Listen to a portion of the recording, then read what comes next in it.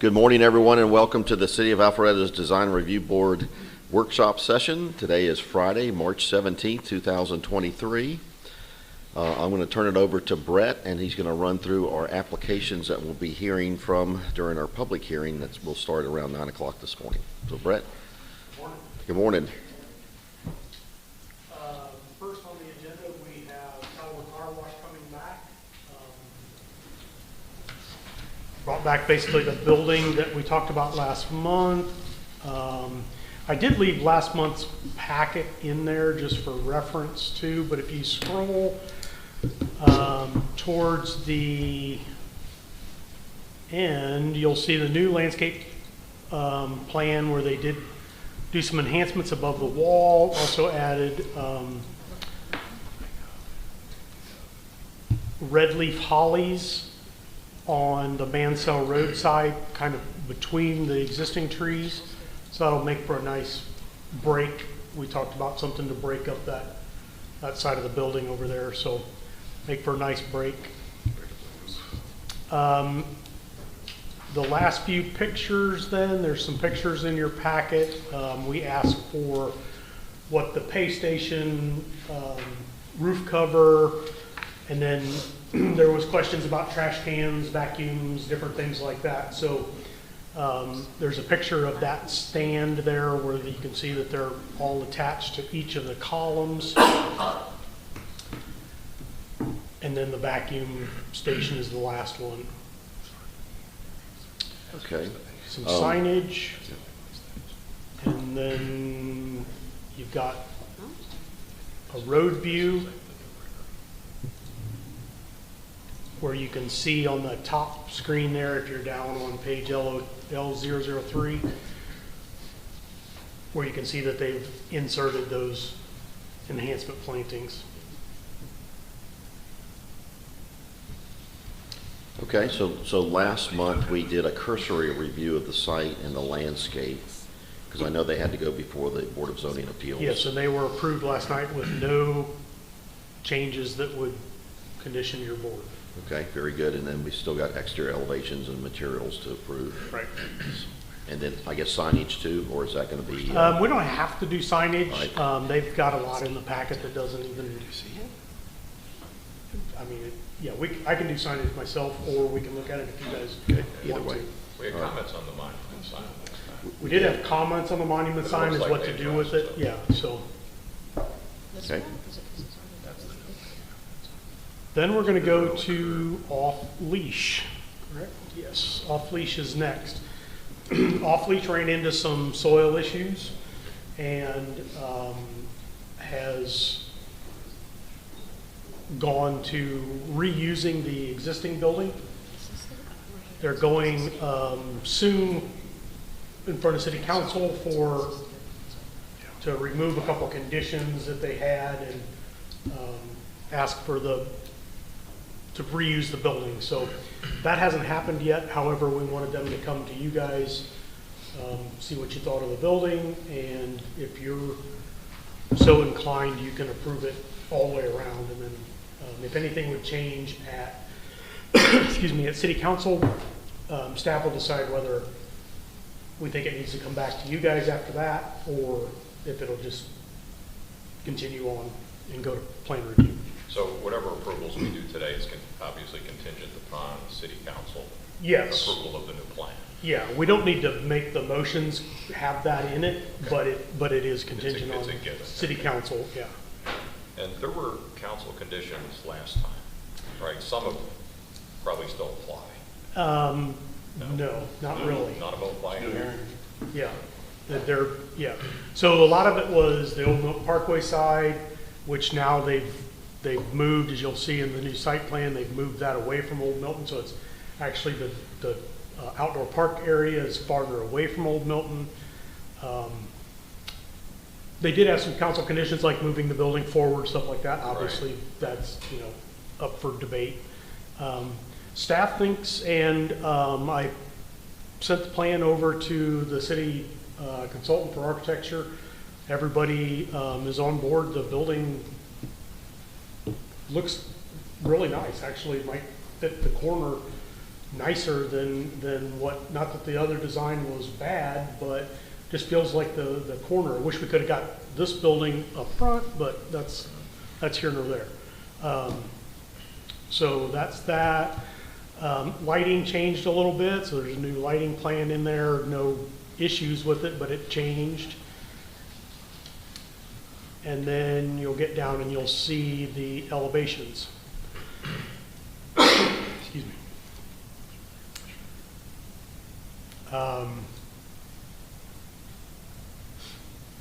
Same basic concept as what they had before. The renderings show it a little bit easier. If you look at the second rendering, if you could think about the old Rite Aid, they had to drive through canopy on the right-hand side of the building towards the Publix. And that side now, they're putting an exterior wall in the building and opening up an indoor dog area, and then they'll have the outdoor area as well. So you'll see in one of the renderings that there's no windows in part of what's covered under the patio, and then around that side where the old drive-through was, and that's the reason for that. That's indoor, and we'll let them explain that more, but that's the gist of what I got from the way the floor plan looked.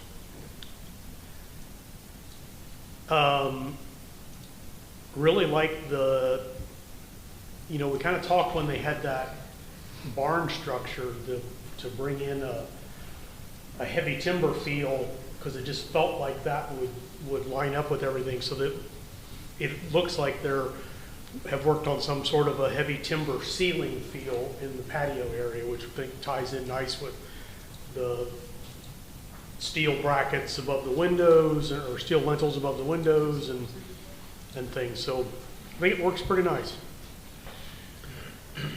And then the last rendering to the plan left on the rendering is Old Milton Parkway. So it's not that road right there, but it's on the other side of those trees. So you can see that they've pulled it away from Old Milton Parkway, and it's tucked behind what's even more now behind what's the Texaco plantings going to be behind that building, which are going in currently. Okay. Any New questions? sightline study, same thing with the splash pad, dumpsters staying where it was. Got that. Any questions on that one? Okay. Then we're going to move to 116 and 126 North Main Street. This is a new project just north of 100 North Main that we saw a few months ago. Tracy Ward Design. These buildings also are a Tracy Ward Design, and I did see him here this morning, so I guess we're going to hear from him today. They were conditioned to keep what is currently the violin store. They were conditioned to keep that structure, and they're going to be dedicating that as a historic structure and renovating it and going through our historic preservation committee to do those. So the site plan, if you look at your first plan page that's there, that's what we're going to be talking about, is what's in dark gray. Nothing we'll discuss will be with that building.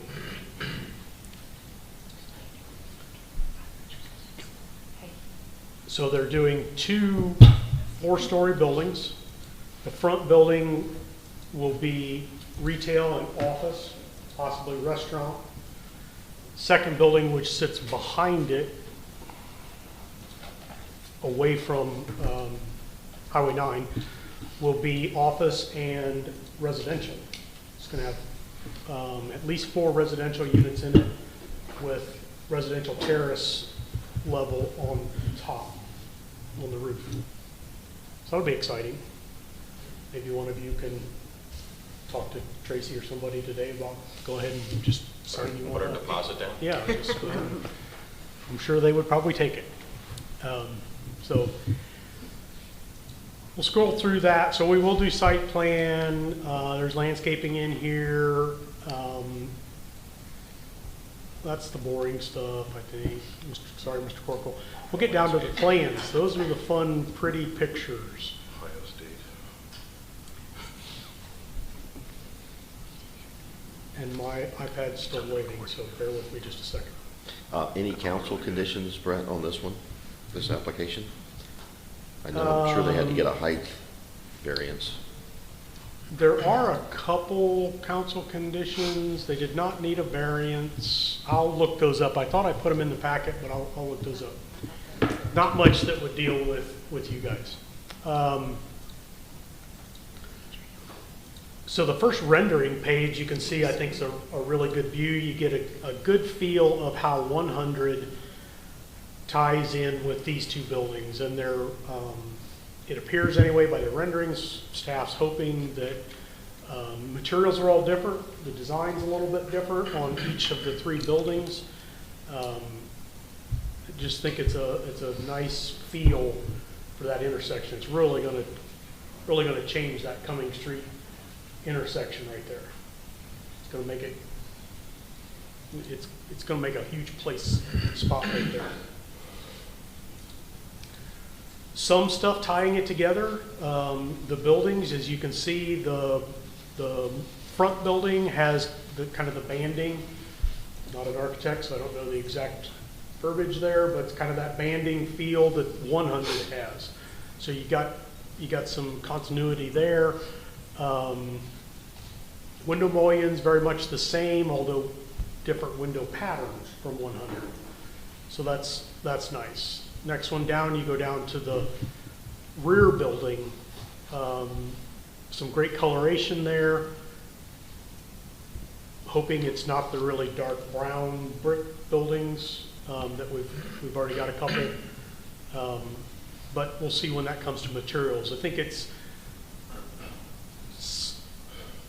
we felt nice with they might be a little bit loud, but the yellow and gray awnings and just the way they rendered that with the residential feel in this building, I think really helps that building feel residential to it. So I think those are a nice addition. They'll have a grade level parking deck and then also a drive under parking. So the Cumming Street will come across the intersection, come back, and it'll turn into 100, and it'll turn up to the top of their deck and then underneath their deck as well.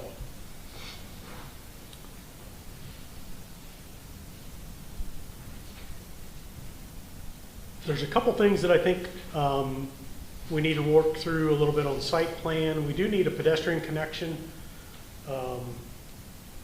to that rear building from the sidewalk. So we need to figure that out a little bit. I mean, that can also get worked out in LDP, but we need to be cognizant of that. An ADA to the rear building came up in our staff meeting. That how's ADA to the rear building working? Where's that coming from the front sidewalk? And Brett, you mentioned too that the extension of Cumming Street, is that Cumming Street right there, is not going to happen. Yeah, it's not going to go through. The last three renderings, you can see it stops. Well, actually, last four. You can see that it stops before it gets to, gosh, I think it's Violet Garden, or so you can see that it stops before there. Council did not approve that to go through. So that becomes more of a driveway or an entrance for it's just both, a for all drive the office complexes there. Yep, for these three buildings. Okay.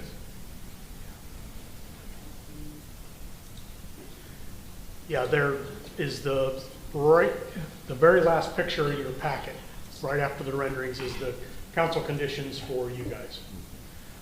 So architectural, similar to the renderings of 228, they are.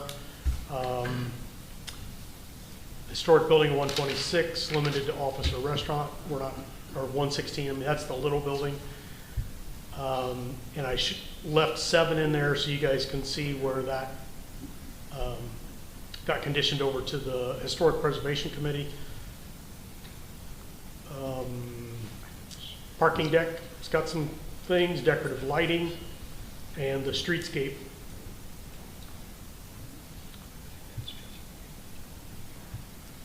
So that's that plan. Any questions on that one? Yeah, so just to clarify, we're not looking at the house. Not looking at the house at all, or the property of the house. Okay. Brett, were there comments from the downtown architect? Yes, and he did have a couple little comments, and they addressed those, and when I resent the packet to him, he's had no additional comments. He was happy with the plan.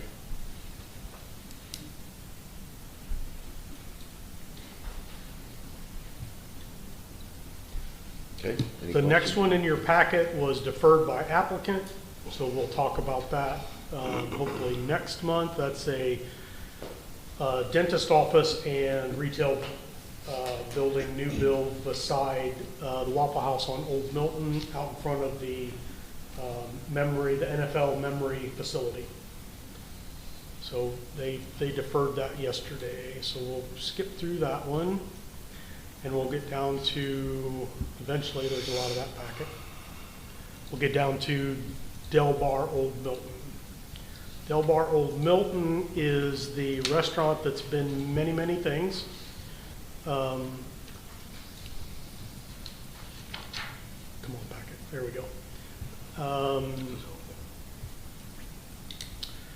They are proposing, this is kind of that Frank Lloyd Wright building that we've talked about a few times, different thing. It was a really high-end steakhouse when it was built, and it's been through a couple different iterations.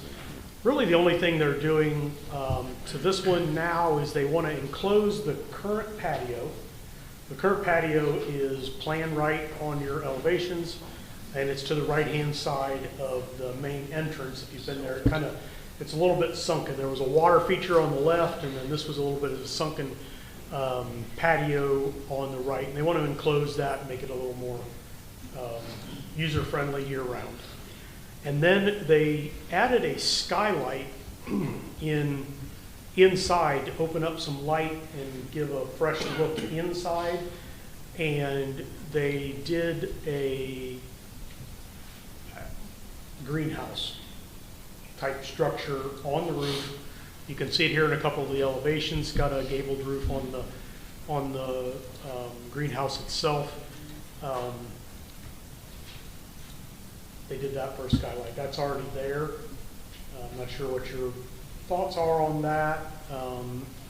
Staff doesn't think it really fits the architecture, but we'll leave that up to you guys.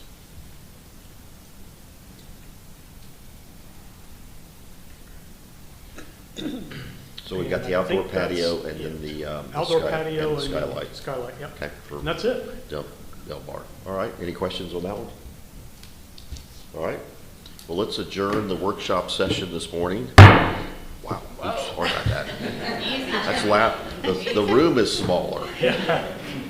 All right, let's go get your coffee cups filled, water bottles and everything, and we'll come back here in about 2 minutes and get our public hearing started. Yeah, we'll do that again.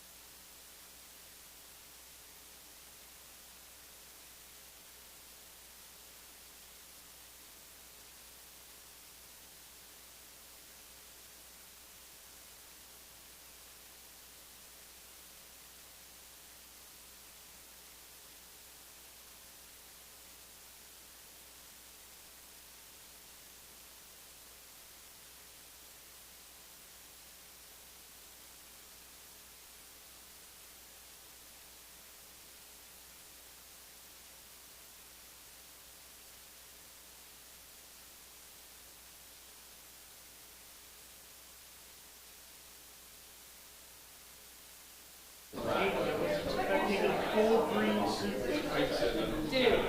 Okay. All right, good morning, everyone. Good. I know, because that's the wild child. I have to step Good up. morning, everyone. All right, good morning, everyone, and welcome to the City of Alpharetta's Design Review Board meeting. Today is March 17th, 2023. Happy St. Patrick's Day to everyone this morning.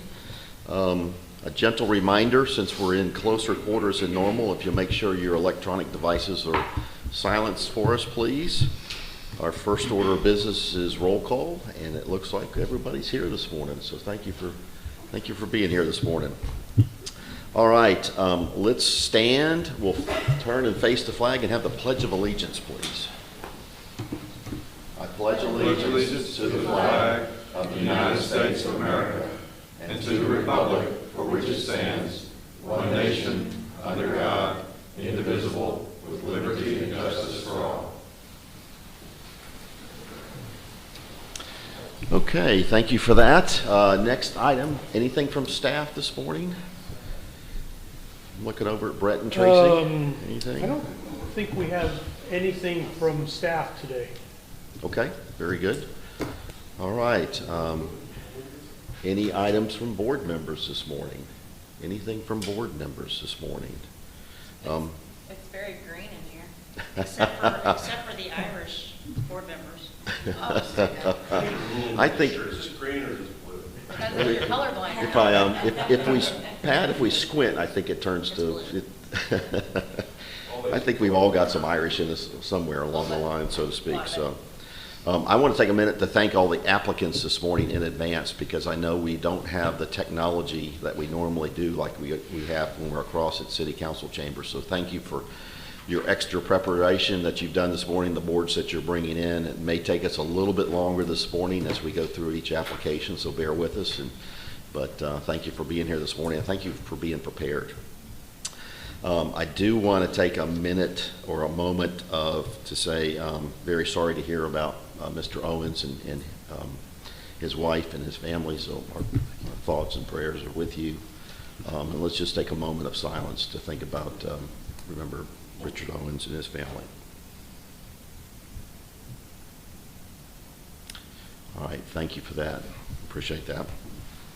Okay, any other items from board members this morning? Anything? Okay. We do need to approve last month's meeting minutes, so the February 17th, 2023 meeting minutes. I assume everybody's had a chance to review those minutes. Any comments or questions about the minutes this morning? Yeah, the date got changed at the top. Right? The only thing I saw was the date. It was dated January 20th. So if you'll make sure Tracy, we get that changed to February 17th. Yeah, there was also on Thompson Street. Oh, yeah, on page 6, Okay, let's go to page 6. at the very top where it says the motion was approved 6-1, opposition, Board Palmer did not vote. I did vote, I voted no. That's what I used. Okay, let's make that change. All right, anything else from anybody? Yes, sorry, I That's took all right. screenshots. So I'm trying to find where they are. One, you called Teresa, board member Teresa, instead of board member Rose, and I'm trying to look. First name instead of last name? Oh, it's on page, Page 3. 4. Where is it? No. just It's kidding. 4 of 183, but it looks like Oh, page sorry, 3. it's page 3, yeah. Where it says board member Teresa Here we go. in the red first. Board member Rhodes, okay. Very good.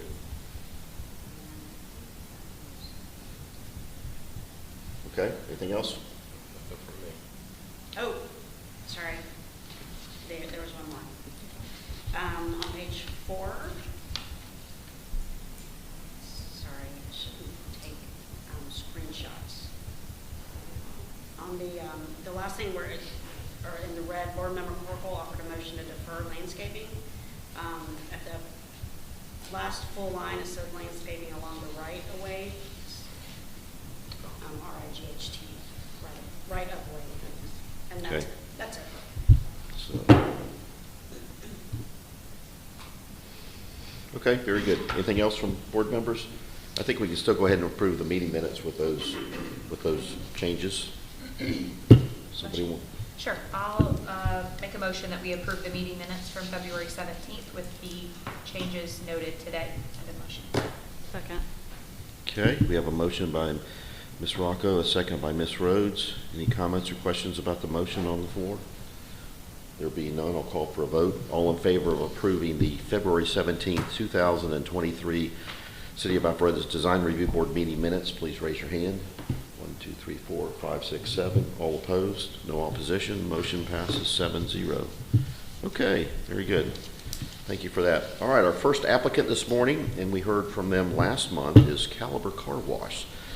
So you're up, and Ms. Rhodes, or Rocco. Katie, Ms. Rocco, since you weren't here last month, you I'm out. can go get your green bagel. Just gonna go hang out and party in the lobby. All right, we'll give you the heads up. All right, good morning, welcome. If you'll make sure you speak into the microphone this morning Good morning. and introduce yourself. For the record, my name is Parks Huff of the law firm of Sam Larkin Huff, and I represent Caliber Car Wash in relation to this application. We were here yesterday evening before the variance board, receiving a variance on the location of the building. Just to refresh your recollection and focus in on the property, this is a tract that's at the intersection of Mansell, West Side Parkway, signalized intersection. The property's zoned light industrial. It's currently a bank building and has been vacant for a while, and Caliber proposes to redevelop it for a car wash. The biggest feature that drives the development is the fact that this sits significantly below grade.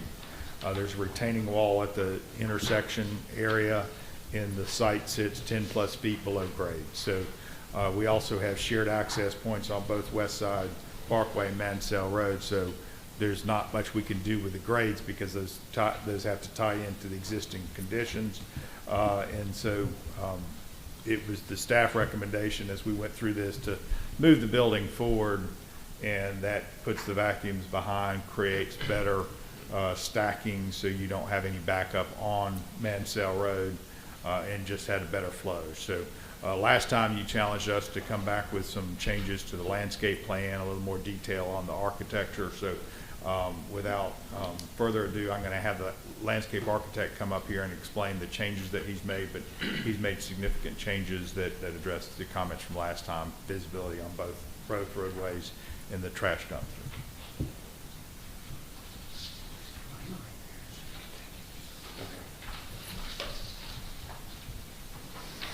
It's on. Good morning, Michael Bozeman with Manley Land Design. So to go over some of the comments, one of them being the roof line, to break up that roof line. Real quick, Michael. Yes, sir. So we received this. Is this any different than what we have in our? Yes, that is an updated version, so it's a chronological. So what's on our pads? As last. Okay, very good. Thank you. Yes. So the one of the comments was addressing the roof line and breaking up that roof line with a bit of landscape. And we've added the red hollies that will be placed in between those maples, existing maples along Mansell. 3 of them right in front of the building there. They won't, oh, sorry. They're right here. So in the elevation, this elevation here is where you'll see them placed in between the maples, as I said, to help kind of break up that roof line. These hollies will stay around 6 to 8 feet wide, roughly 10 foot tall. So they'll help break up that roof line, as you mentioned. And along that corner, and also we have to maintain a certain native species within the site. Within that, and on the corner, we're using some of the gold mops to give it a little bit of color, a durable shrub, and just behind that, we're using a miscanthus, a taller grass, to give it some different texture and some height. Again, both very durable. Is it irrigated out there? It will be. It will be. It will be. So the hollies that are going will be irrigated? Yes. Okay. Yes. What's botanical for the red holly? Oh my. No ilex. This is Yeah, a test. this is a. No, it's not a test. It's just, I want to make sure that I understand what a red holly is. It's the red oak holly. So you got me here. This is a new species. Yeah, I know. This is a new species. I have actually planted these in my yard, so I'm familiar with the shrub, not the botanical name. Okay. But I'm not familiar with it, so. yeah. So, but when you compare them to a foster holly, they're way more durable, and they contain form a lot better. So we've stopped using as much foster hollies and started using more of the red hollies here. Yeah, fosters have once you get them established, they're okay. They just they don't thrive as well in the commercial environment. Residential, they tend to do better. Michael, show me on your site plan or a landscape plan where the hollies are we're talking about here. They're along Mansell. Right. There's Yeah. 3 of them, right? Correct. Because I was just trying to find those on your I don't see plans. them on the plan. Yes, I don't see them on the plan either. There is, There's a before and after. correct, yes. All right. So they're right there. Those 3. All Yes, right. sir. Which drawing number is it? It's L-002. Yeah, At to the top, it preface says this, it's a revision one. chronological order of It's the about- steps that we've It's about made. 8 sheets in or so into the set. L-002 at the bottom right, and then it says revision 1 near the top.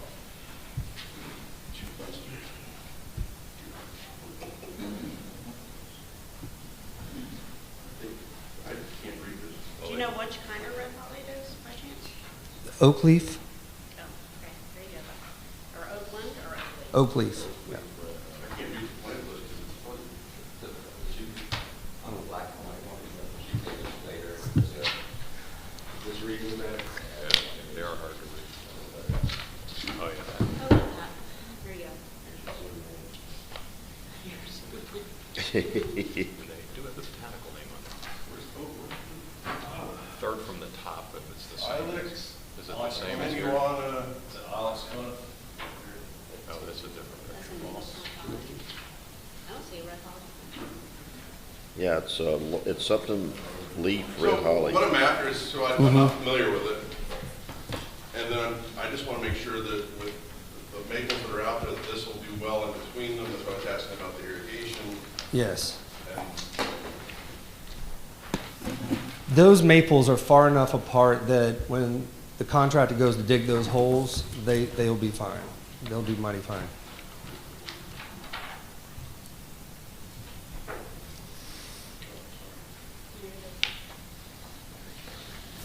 so basically, Yeah, but I can't read it. that's what I'm saying. I can't-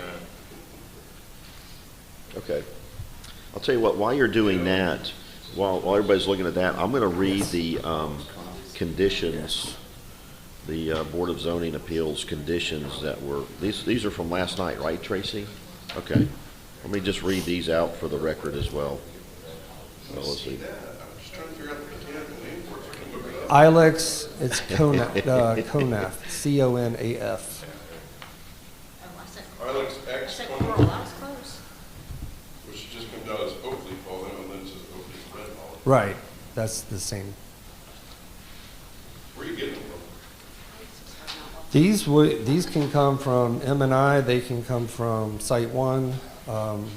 It's a pretty common holly. Yeah.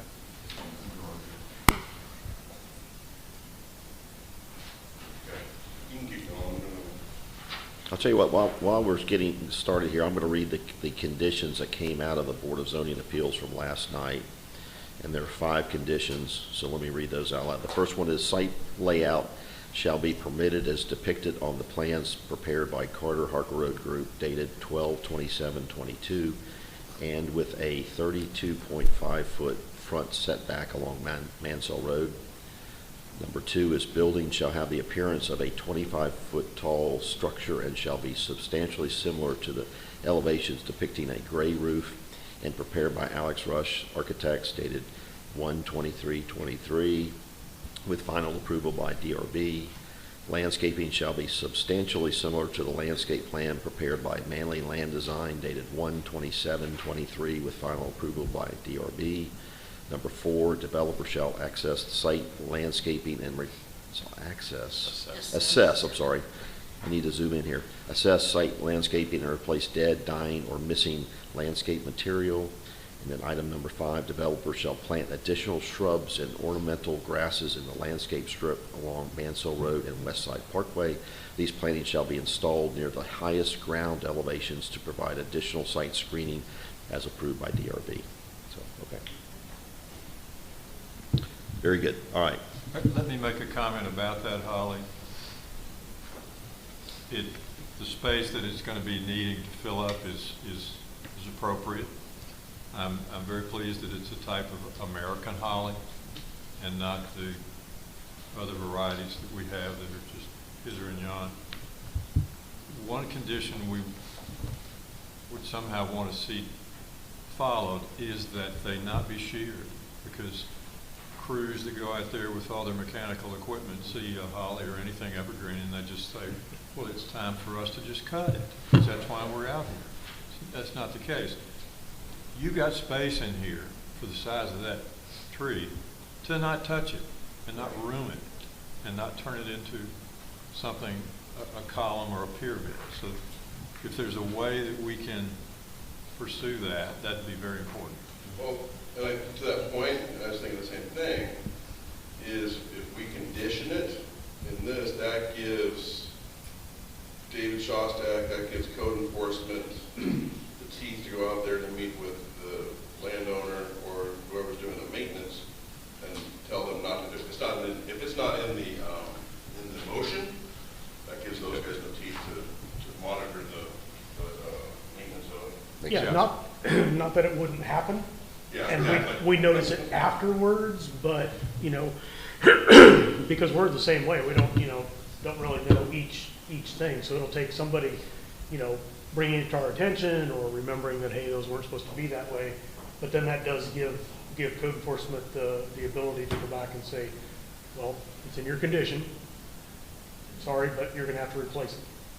We don't, you can't let it regrow. Now you've destroyed the pattern of the natural plant, so you just got to replace it.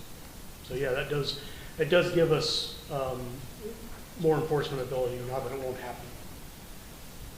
Certainly. Great points. Good. Okay. All right. Any other questions on the landscaping side of things this morning from the applicant?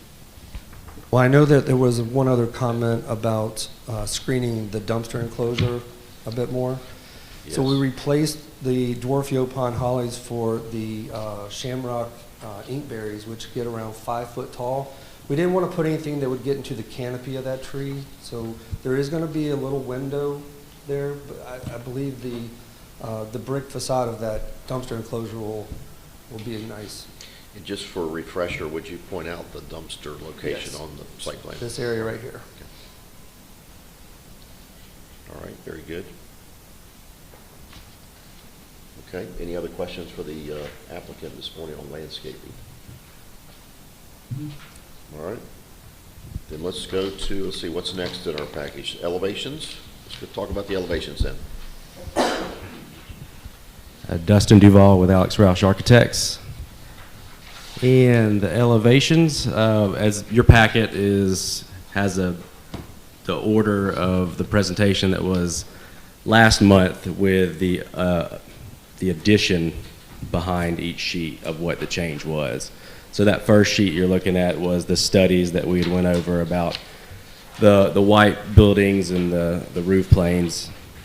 And then the next sheet would be the first shot at the elevations, which would be our typical elevations And then we moved on to the next sheet, which was the blue roof, which we got direction that it would be best to tone down the roof a bit. And so the next iteration that we presented last month was the gray roof, standing seam. And then And so that's what's represented on, I guess, Evolution Revision 2? 2, yes, Okay. correct. And then Revision 3 is coming back with the changes that were presented to us last month.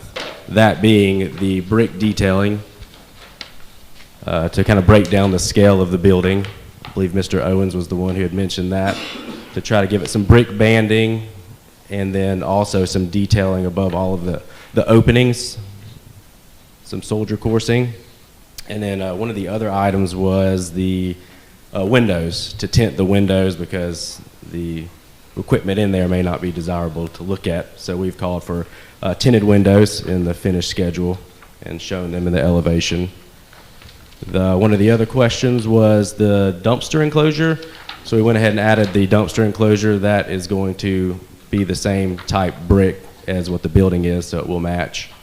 And I believe there's a color board that went around somewhere, which is that whitewashed brick. So it's not painted brick, it's whitewashed that has a little bit of the I'll tell you what, why don't you just put typical, that on one of the, if you can, one of the easels, and everybody can see it at the same time, just to make sure we're all. Is that gonna? I will hold it here. So There you go. to go over this, the brick would be a whitewashed brick, not a painted brick. So that's what's in our That's top what's left. Yes, right okay. here with white mortar. The roll-up door would be this top middle. The roofing would be the top left. The doors and trim paint would be the bottom right. I realize this is all backwards for you. My right. The ephes would be the blue color that is taped on the ephes, and then the storefront would be the dark bronze shown at the bottom left. On the brick, I think we clarified this last time, that's manufactured. That's Correct. Yeah, it's not applying post-applied. that It's not sprayed. It's from the factory like that. So you won't get any inconsistencies, hopefully. And there you go. Look Yes, at that. squeeze it Now in that there. we're done, here you go.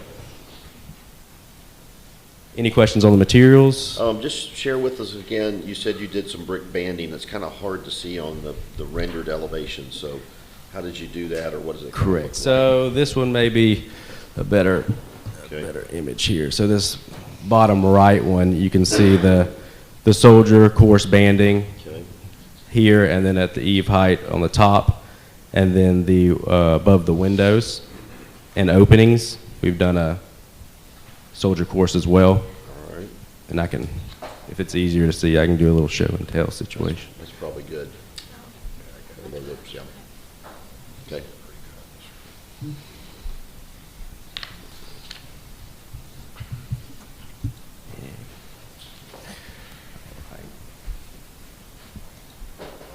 And we went ahead and showed the canopies in the renderings as well, so you could see the whole property as a single picture here, which that was one of the questions: is what do the canopies look like? At one point, I thought in the renderings last time, the canopies had a peaked roof on them in one of them. Yeah. Am I remembering that wrong? Well, now, I think there's a couple different canopies, because there's like, before you get your car wash, there's a pay area, right? Yes, on the That has- last page of that Okay, booklet, there that are. has some sort of canopy, right? It has, yeah, some Or coverage some for sort the of the coverage, pay. You can covering. probably talk to this. I mean, I think I'm personally fine with this. I Just- thought I remembered it being different. It's going to be the same metal canopy throughout. The picture that was provided, because the new canopy, the metal style, we haven't built it yet. It's actually going in at a site in Ackworth right now. I thought I'd have a picture available. We had a delay where it won't be completed till next week. So the picture that you see in there is the old fabric style, but I know this board specifically said last time, we don't want the fabric. We were just, in the absence of having a photo, we sent you what we have now, but it will be what these renderings are showing for over the pay station and over the vacuums will be the metal style canopy, black columns. It'll be a blue trim. But What's the top Yeah, it's metal, so it's it's, a solid this will metal just be a top, or solid is it metal. It won't be standing seam or anything, or just solid flat metal? a standing seam, yeah. Standing seam? I guess I'm a little concerned that there's a pretty large amount of that blue for, because this is where the cars, after they've been washed, right, after you've gone through the car wash, then you're pulling to the vacuum station, right? Right, So this is the coverage for the vacuum stations. correct. I just feel like it's pretty So extensive we don't- amount of, For the rendering, it's not, we don't paint the top of the canopy. It'll just be the back of standing seam metal. We You can don't- put a treatment on there if you prefer. you know, but paint the, but so what's the finish on top of the canopies? Blue? the- There is no finish, just the back of a, But it shows Standing blue. seam. I can see what looks to be blue. right, that's just the 3D rendering in the absence of not having a photograph that was added in there, but it'll, So it's just, What put- color will it be? Blue or black? metal, just, you're saying unfinished? yeah, unfinished is the unfinished top of the standing seam. canopy that you wouldn't see. If we need to put a treatment, we can, but Why doesn't it just match the roof? Match the- Well, that's the what I'm, building, yeah, that's where I was going. Can't you make it like the slate gray that matches the standing seam roof color? yeah, we can do that if I you think want. that would be best so that it's consistent throughout. So Okay. all the roof material then is the same. We do have on, there is the flat elevation, this is about 6 inches, that we Right. would like to have a blue The bank trim, around but the at the solid- top solid of it, yeah, we can make it a gray, if that's all right. Does that make sense? Kind of. Basically, the fascia The is about fascia. a 6 So you inch want the fascia fascia. to be the blue? Yeah, and then the top, we can make it a, Okay, I could see the fascia being an accent there. I was just worried about seeing that extent of what looks to be a blue canopy, because you've got two rows of, right, you got two rows of those canopies or that, for the Right. vacuum areas. Okay. All right, in the other picture And of then- the column of the canopy, there's questions of the trash can, it shows the mounted trash can at every Yeah. column, so it's not gonna be a loose can that Yes, can let me find roll that. around. So I'm sorry, now that we got the canopy clarified, over the pay station and everything, it's gonna look the same? Yeah, the pay Not- station is the same canopy as the Same type of vacuums. canopy. Correct. all right, all right, yeah, because I was looking at the pay stations had the kind of an That's eyebrow. so that's the older one, and that's where we said we would bring a photo last time. Unfortunately, the newest one that we're building here hasn't been completed at our site at Ackworth yet, so I Okay. didn't have that. All right, So that might be a little confusing. yes, that was, it just, all right, good clarification there. So that the, what do you call that, the pay station or pay station? Pay station, yeah, that's where you go and you choose your type of wash and pay, and then you go into the tunnel. Okay, And that's over here. okay, that's, okay. All right, Okay, and then- any other questions or comments about the exterior elevations and materials at this point? Just the board, the material board.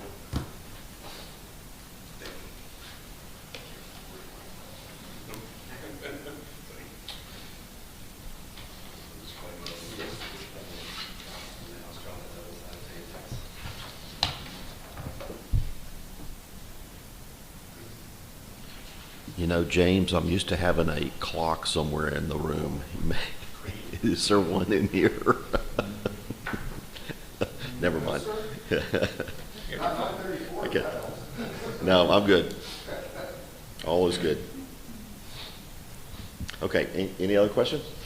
Anything? All right, how about I know we talked about the monument sign last meeting.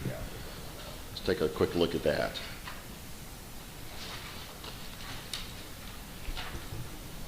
we took off the existing pitch element to make it a flat cap, and then we have a uplighting in front of it to remove the internal illuminated cabinet. Okay. Now that's painted that, right? Because of the existing brick. Correct, yeah, that would have to be a painted white brick.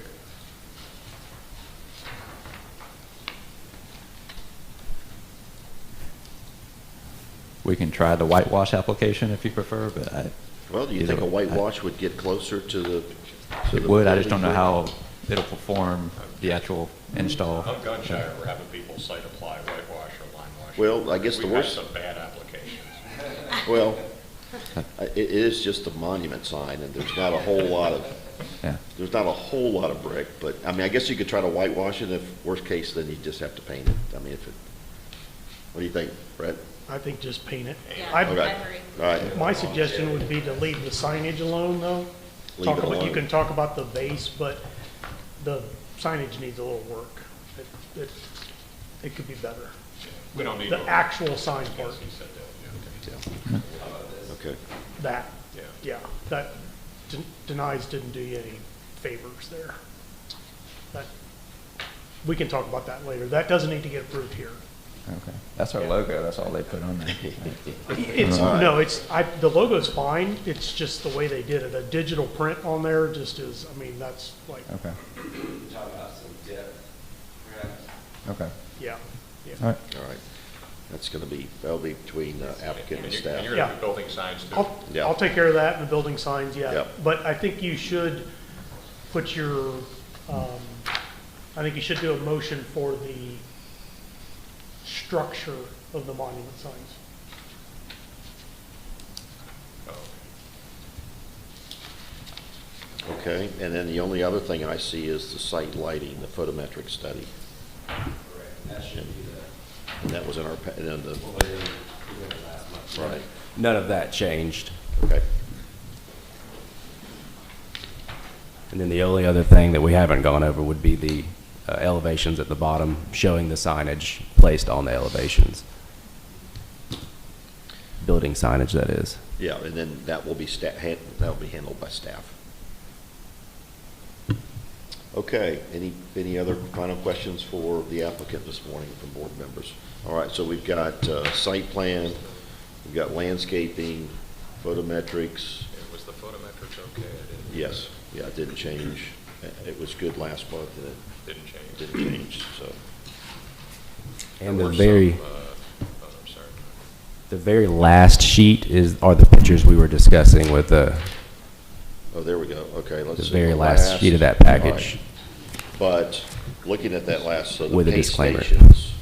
Yeah, so the trash can is accurate as far as our existing pay Okay. station and vacuum. That's what we have today. We just don't have a photo of what we're proposing here of the metal canopies.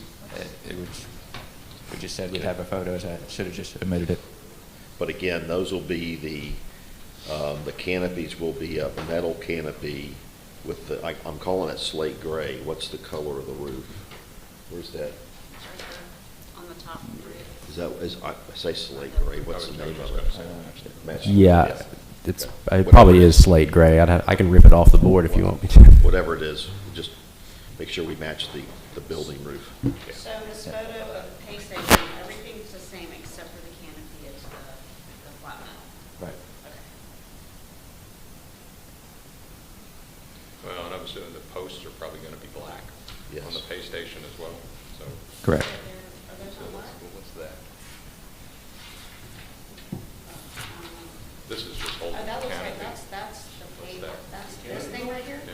That's the, I think that's the pay, like, here are your choices. We're trying to figure out what Prices. The- we're looking at it well, there's a- in the pay looks station gray. picture. That There's a- gray, where you see the there's a back of the gray gray. There's a gray post, what is that? I think a it's, sign. looks like a banner with the prices. It'll be just one column per pay station. So it's a cantilevered canopy just like this. Okay. So ignore the posts on that. He's talking about this gray thing right there, which I think is on the Probably other just side sign. is the choices of the washes and the price. Yeah, that's the menu board. Tells you the three, yeah. But it almost looks like a banner. Is it a banner or is it like, So right now, that location is just a board, the hard copy board. Now we have a digital menu board Okay. that tells the customer the three options for the wash. Okay. All right.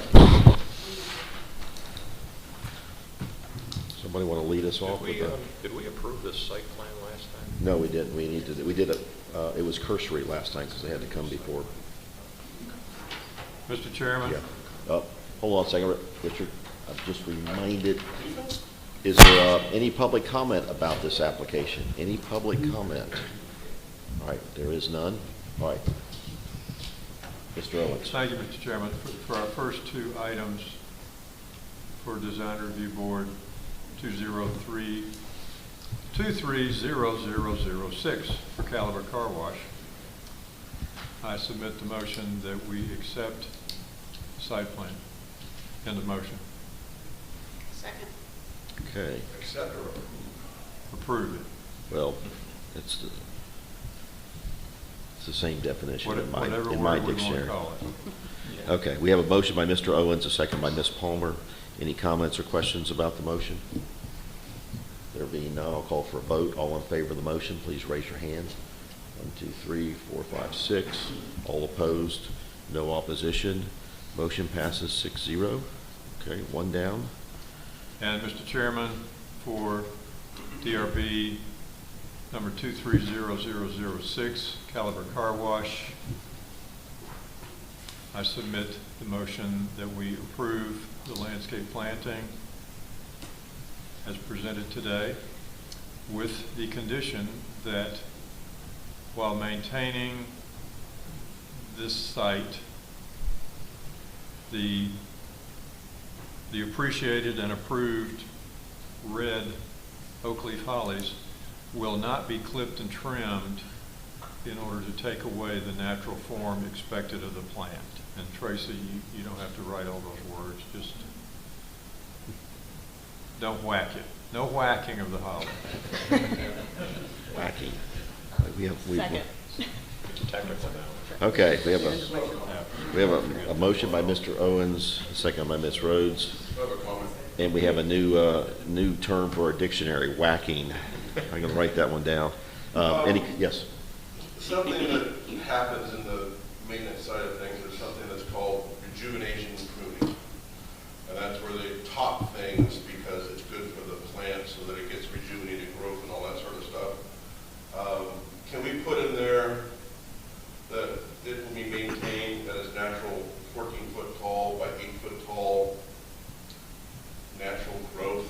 I want to give them parameters so that if the city does have to go out there, because if it's maintained at half of that, and it's left at half of that, and they're not whacking it because they're just not, that's where they've always kept it. I want to put the parameters of what size that thing is supposed to be, so the city knows to go out there. Brett, what do you think? I think we could, That's by Monrovia's definition. Now, Pat, let me ask you, you said 14 feet tall, and then you said 8 feet tall. I'm sorry, 14 feet tall by 8 feet wide. Wide. I think Okay, if so- we, Its natural pyramidal shape is what it's supposed to be. I think if we put that kind of thing in the motion, is to say its natural form and size. I mean, we don't know that it's gonna get to 14 feet. It could, We don't want it to give it. should, but we don't want What I'm it, saying is, once, 2 years down the road, yeah. it hasn't reached its mature height yet, and that's where they maintain it at. So they maintain it at like 6 feet. Right, so And they then- keep trimming Then it. they're not quote unquote whacking it, they're just keeping it where it's at. It needs to be left alone to make it get to its natural height and width. I think, So that's why I want to put the dimensions in there. So, up to you, you're the one who has to figure it out. If we call it its natural expected form, I think that would prevent them from giving it a flat. Form is pyramidal. I'm struggling with the, calling it a height, because then if we go out there and it's not trimmed at all, and it's only 12 feet, am I required to make them replace it because it didn't get to 15 or to 14 feet? So that's where I'm trying to think of as something that's a little more natural, that it, we just let it do what it does. So its natural form is pyramidal. So Natural form is pyramidal, and we expect that it's if going you to keep get, it at a pyramidal shape at 6 feet tall, that's, no, anyway, I'm probably overthinking it, but I've dealt with so many maintenance guys, and I'm sure everybody deals with the maintenance guys that just, Yeah. those shears are like crack, and they go nuts with them. So, anyway, Well, I'm probably overthinking it. But I think the intent from Mr. Owens was it doesn't get trimmed, it doesn't get cut, right? Okay. So now my question is, what height does it go in at initially? What's it planted at when it gets from day one? And then does it, so they get the 14 feet? I mean, What's it going in, like a 15 gallon or a 30 gallon, or, don't say 3 No, gallon. we typically expect it to be 8 to 9 feet. Okay, so it's you 8 to have 9 to- feet, okay, right, initial. Is that what's okay. on these drawings? I didn't, this is what I typically do on. Okay. Okay, make that a note on your LDP, if you would. And 7 then to we'll 8 note it over feet. here. 7 to 8 feet is in the plan list. 7 to 8 feet in the plan list. okay, Perfect.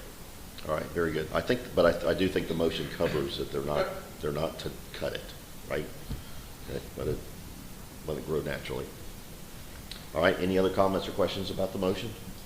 There be none, I'll call for a vote. All in favor of the motion, please raise your hand. 1, 2, 3, 4, 5, 6. All opposed, no opposition, motion passes 6-0.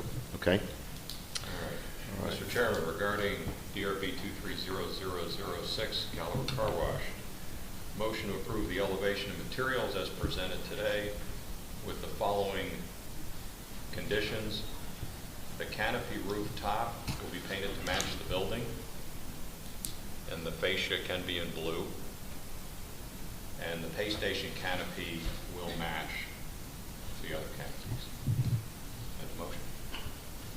Second. Okay. Motion by Mr. Swing, a second by Ms. Palmer. Any comments or questions about the motion? Just, you said to match the building roof. Yes, to match the building. Building. I think that's the, I mean, I know that was the intent. but that's the just- intent. I think we're clear there. Okay. Any other comments or questions? There being none, I'll call for a vote. All in favor of the motion, please raise your hand. 1, 2, 3, 4, 5, 6. All opposed, no opposition, motion passes. If I can have just a quick clarification. You said painted to match. I just want to make sure that if it doesn't need to be painted. Oh, that's right. It should match the color, I should say. I think the finish should match. Finish should match. You just I said think Thank you. painted, I just want to make sure. that- Okay, Yeah. very good. Okay, and then we have the site lighting, the photometrics to do, and then we'll be, Did he not do? oh, he I didn't do say. photo, yeah, we didn't do photometrics yet. All right. Caliber Car Wash, DRB 230006. I make a motion that we approve the site lighting in the motion. Second. okay? A motion by Ms. Palmer, a second by Mr. Owens. Any comments or questions about the motion?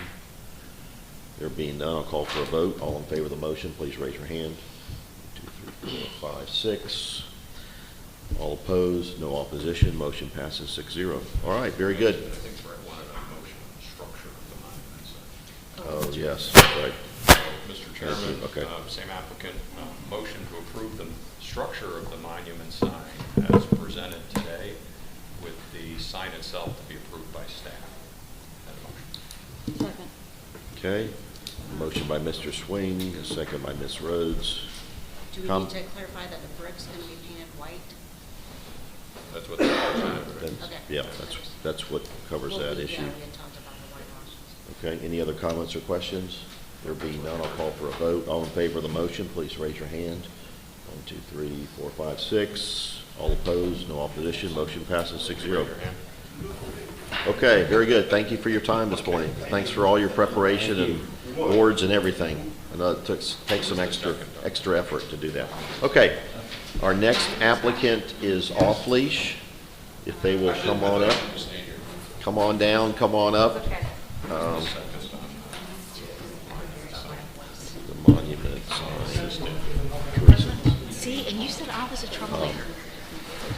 I'm I going, just totally ratted you out. Brett, I'm going to recuse myself from this application, so I'll go. Oh, It's I'm good. 9:49, just a heads up. Thank you. We got in the weeds on a holly tree. I heard it back there. I'll tell you what, let's take we'll take a 5-minute recess while the applicant gets set up, and that'll give some board members some time to stretch their legs and get some coffee.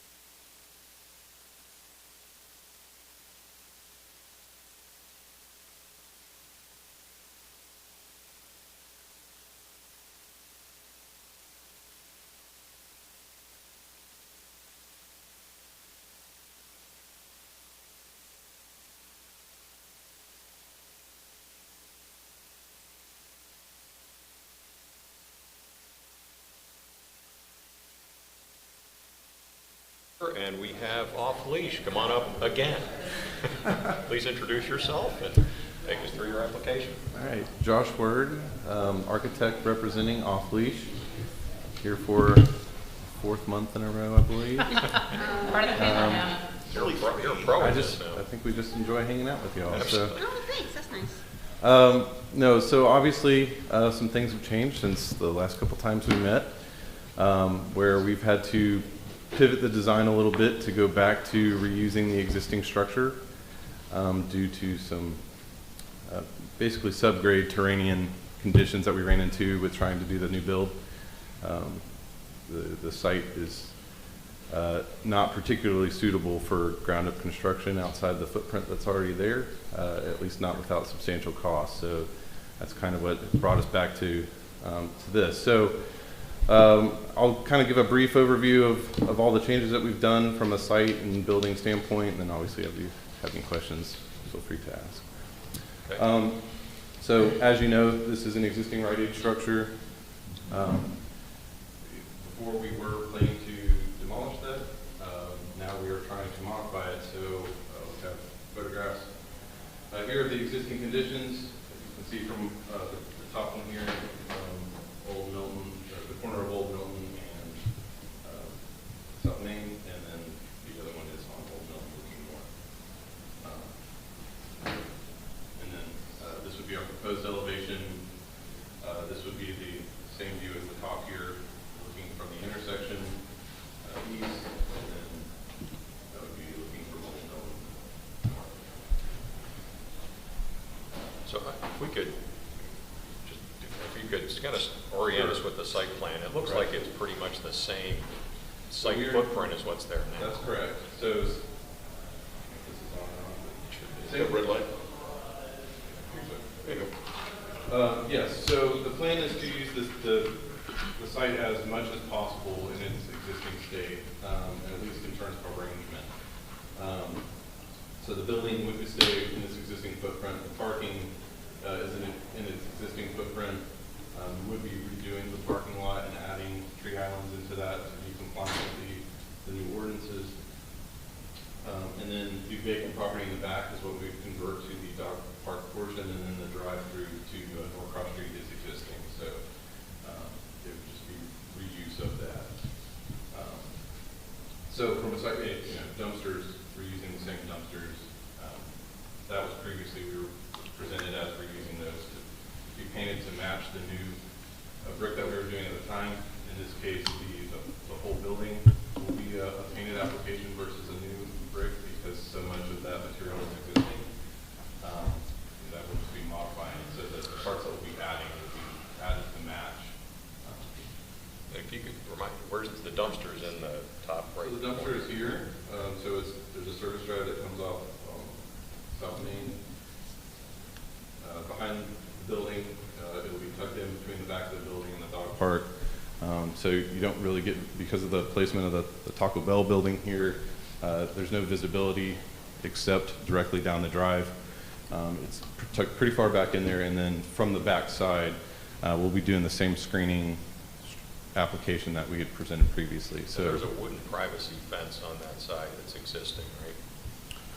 There is a there's a partial privacy fence, I believe, between the Taco Bell and this, but there's also a partial retaining wall there, so and a bunch of trees. So from looking south, you can't see this at all from the adjacent properties.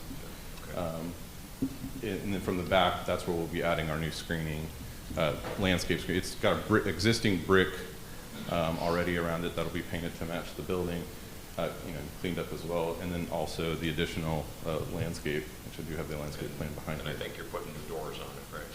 And we're going to be replacing the gates on it. They're currently just a chain link with an infill. We'll be putting steel gates on there to match. And as you mentioned a retaining wall, I noticed on the site, right when you're coming into the dumpster, there's a low retaining wall right in there that's kind of in pretty bad shape. So there is a small wall here. I think that's technically on Taco Bell's Yeah, this was property. actually more towards just before the dumpster. Right here. Like right in there. It's like 2 blocks high or something. It's like a modular wall. Yeah. Correct. It's in pretty bad shape. I assume you're going to want to do something with that. It will certainly try to clean it up.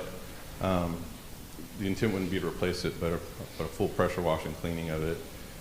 It's structurally sound. It just Okay, I couldn't tell if it was structurally, I mean, it's only 2 blocks high, so. not that's a lot of right. structure there. Structurally, it's in good shape. It's just been in shade for a long time, so it's got a lot of growth on it that'll be cleaned off. Okay. Any site plan questions from the board? Okay, if we could, maybe you could just walk us through your elevations and Sure. show us the materials. So again, you know, since we've been here before, the goal and strategy of the new design was to try to keep as much consistent with what we previously showed and approved, both in style and color and materials where we could. So we do have a lot of the materials, again, with us,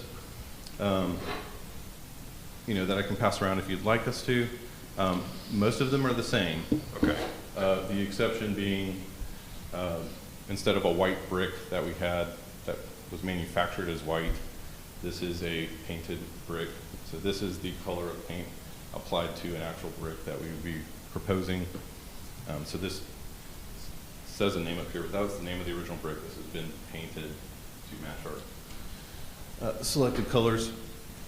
And then obviously a lot of the existing building is an EFIS material that we'll be reusing. None of the new construction or things that we're adding are EFIS. All the EFIS is the existing, slightly modified to match the new look. But so if you kind of look at that sample, there's 2 tones happening here, which represents the 2. There's some slight accent banding happening. If you could just like maybe take that aside and just point to each of the materials and where they are. Sure. Would be helpful. So the main entry pop-up in the front is all new brick cladding, painted to match the existing brick on the main facade. This whole portion here, which is the existing front canopy, will all be peeled off and completely reclad. So that's a combination of all new brick with the faux wood accent piece, and then the black metal structural trim. So did you go to the painted brick because you're keeping some of the old brick? So all of the brick on the main building you see here is existing around the full building, so that's why we went with the painted brick. In terms of matching, we thought the full painted gave better consistency than trying to match the white brick with a partial painted brick. The only thing I thought of looking, and we could use this facade as an example, is you end up with some big panels of sort of just plain EFIS up there. It feels Yes. like it needs something. Sure. Yeah, it's a tall parapet. The roof line behind that is pretty high. So, yeah, no, we heard whispers from some other, Brett maybe whispered something in our ear right before the meeting, that he agreed with that assessment. So yeah, we could certainly look at ways to break that up. You know, the first idea that we sort of toyed with, this is Will, who's part of my team, you know, is bringing the connection points to the canopies slightly lower and then introducing sort of picture frame elements to just give some depth and slight definition in there. You know, to not make them feel too busy, we'd probably keep the color the same, but it just adds a light shadow line. Yeah. So over each of the windows, sort of popping in Some a kind of picture frame element picture to frame break that up. And then, you know, on the backside facing the park where we have all the openings in that park as well, we could do a similar treatment.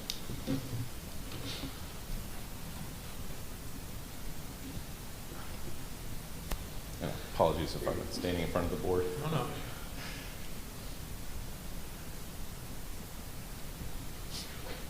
So that's sort of the general overview on the building. Maybe the one other thing I'll mention is, so where before we had a canopy structure off the back that sort of represented a covered area for within the dog park, the building in this case being such a large footprint compared to what we were proposing as a ground up, the building will be sort of split in half, where the restaurant piece will be in the front, and the whole back half facing the park is we're converting to an open air indoor dog area. So we're not trying to make it an inside space, so all the openings that we're cutting in are fully open, so that ventilation will be constantly moving. So effectively trying to create a similar experience to what the open air structure was before. Hey Josh, can I ask a question? Yes. That top view up there where you have the sign, are Yes. you manufacturing that parapet raise? Or is Yes. it already there? No, it's sort of there, but we'll be recreating it in this case. So that whole bump out is a brick surround that would be new with the sign inlaid into it. So on the elevation, there's a similar feature on the building, but it is not in the same exact location and the same size. So we're moving that. So I'm not trying to throw a whole wrench into it, but I'm trying to actually maybe make the sign a little bit better. But if we moved that, if you're manufacturing that, if you move that to the corner, it helps elevate your corner a little bit, and then lets your sign be a little more visible down Old Milton Parkway, rather than back the building, what, to 20 feet or so? So kind of move that whole, Sure. Can you move that element to No, the front? we can certainly slide it forward some. Sort of where the placement of it came from is, you know, obviously coming from the west on Old Milton, you don't get any visibility of it. Right. This, you do get some visibility as you are coming up Old Milton, but there's also a monument sign right there at the street. And you get some visibility, but with it pushed a little bit back, you also get some visibility from Norcross as well, because you get the view corridor down the existing drive. So we were trying to pick a happy medium where you got some visibility coming up Old Milton and then some visibility from Norcross, since there's no monument sign back there. Yeah, that makes sense. If you guys have thought about that, yeah, that's fine. It's just a suggestion.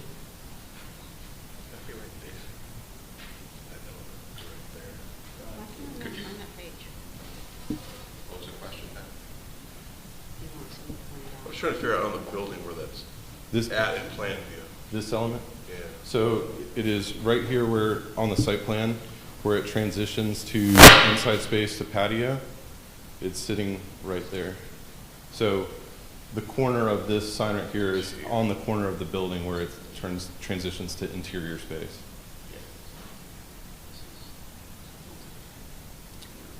Right, so Okay. if you zoom in on that, you see the two bumps. So Gotcha, that's one, okay. that's the other. Can you take us through the details of the patio a little bit, the railing, looks like there's some timbers on the ceiling, That's correct. What So the patio's made out of? So the patio is brick-clad columns. There's a proposed guardrail system. It's just a 42-inch standard guardrail. It's not the same as the fence material that we would have in the back. So This just is kind of a painted black aluminum. That's right. Oh, just a railing, okay. I hear guardrail, I think cars. No, this is just a pedestrian guardrail. There's a slight drop off there, so it's at the 42-inch height. You know, just to keep people from crossing over that and to protect from the lane traffic that's there. The ceiling, because it's so high, you know, and because we had that heavy timber element in the back before, what we're just trying to do is break up that ceiling plane instead of just having a flat white soffit or some other material, introducing some floating timber elements in there to kind of give it a softer ceiling that you could recess the lights into. So again, we tried to take as many of the materials that we had previously presented and had part of the design and introduce them somewhere onto this concept. So yeah, they would be suspended timber elements to kind of create that. So the railing matches the color of the other trim? That's correct. So all the accent would be the same color black, which would be just a black trim. What's the deck, the patio deck material? So that is just a brushed concrete deck. Or brushed, Yeah.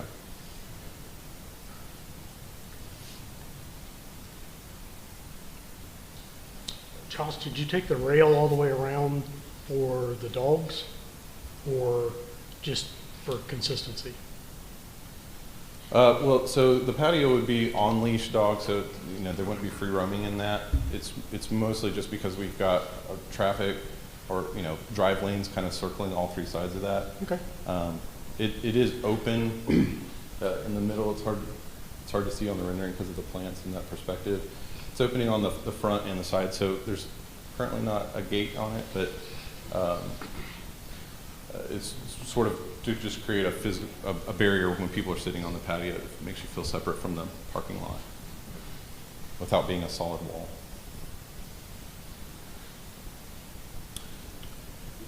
Any other questions on So that? do you have the other facades on board or no? I have them on elevations. I don't have a rendering from the other. It's you're pretty much the same materials, right? You're That's correct. continuing all the way right.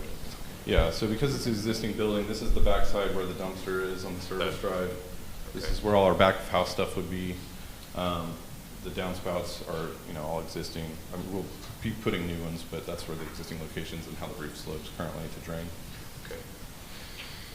So yeah, this is the front elevation facing North Main. This is the elevation facing the park in the back where the windows get replaced with the open air openings. And then this is the elevation facing Old Milton. And the building lights are the same as you showed us. That is before, correct. And I think we said we wanted them green to match the green color on the sign.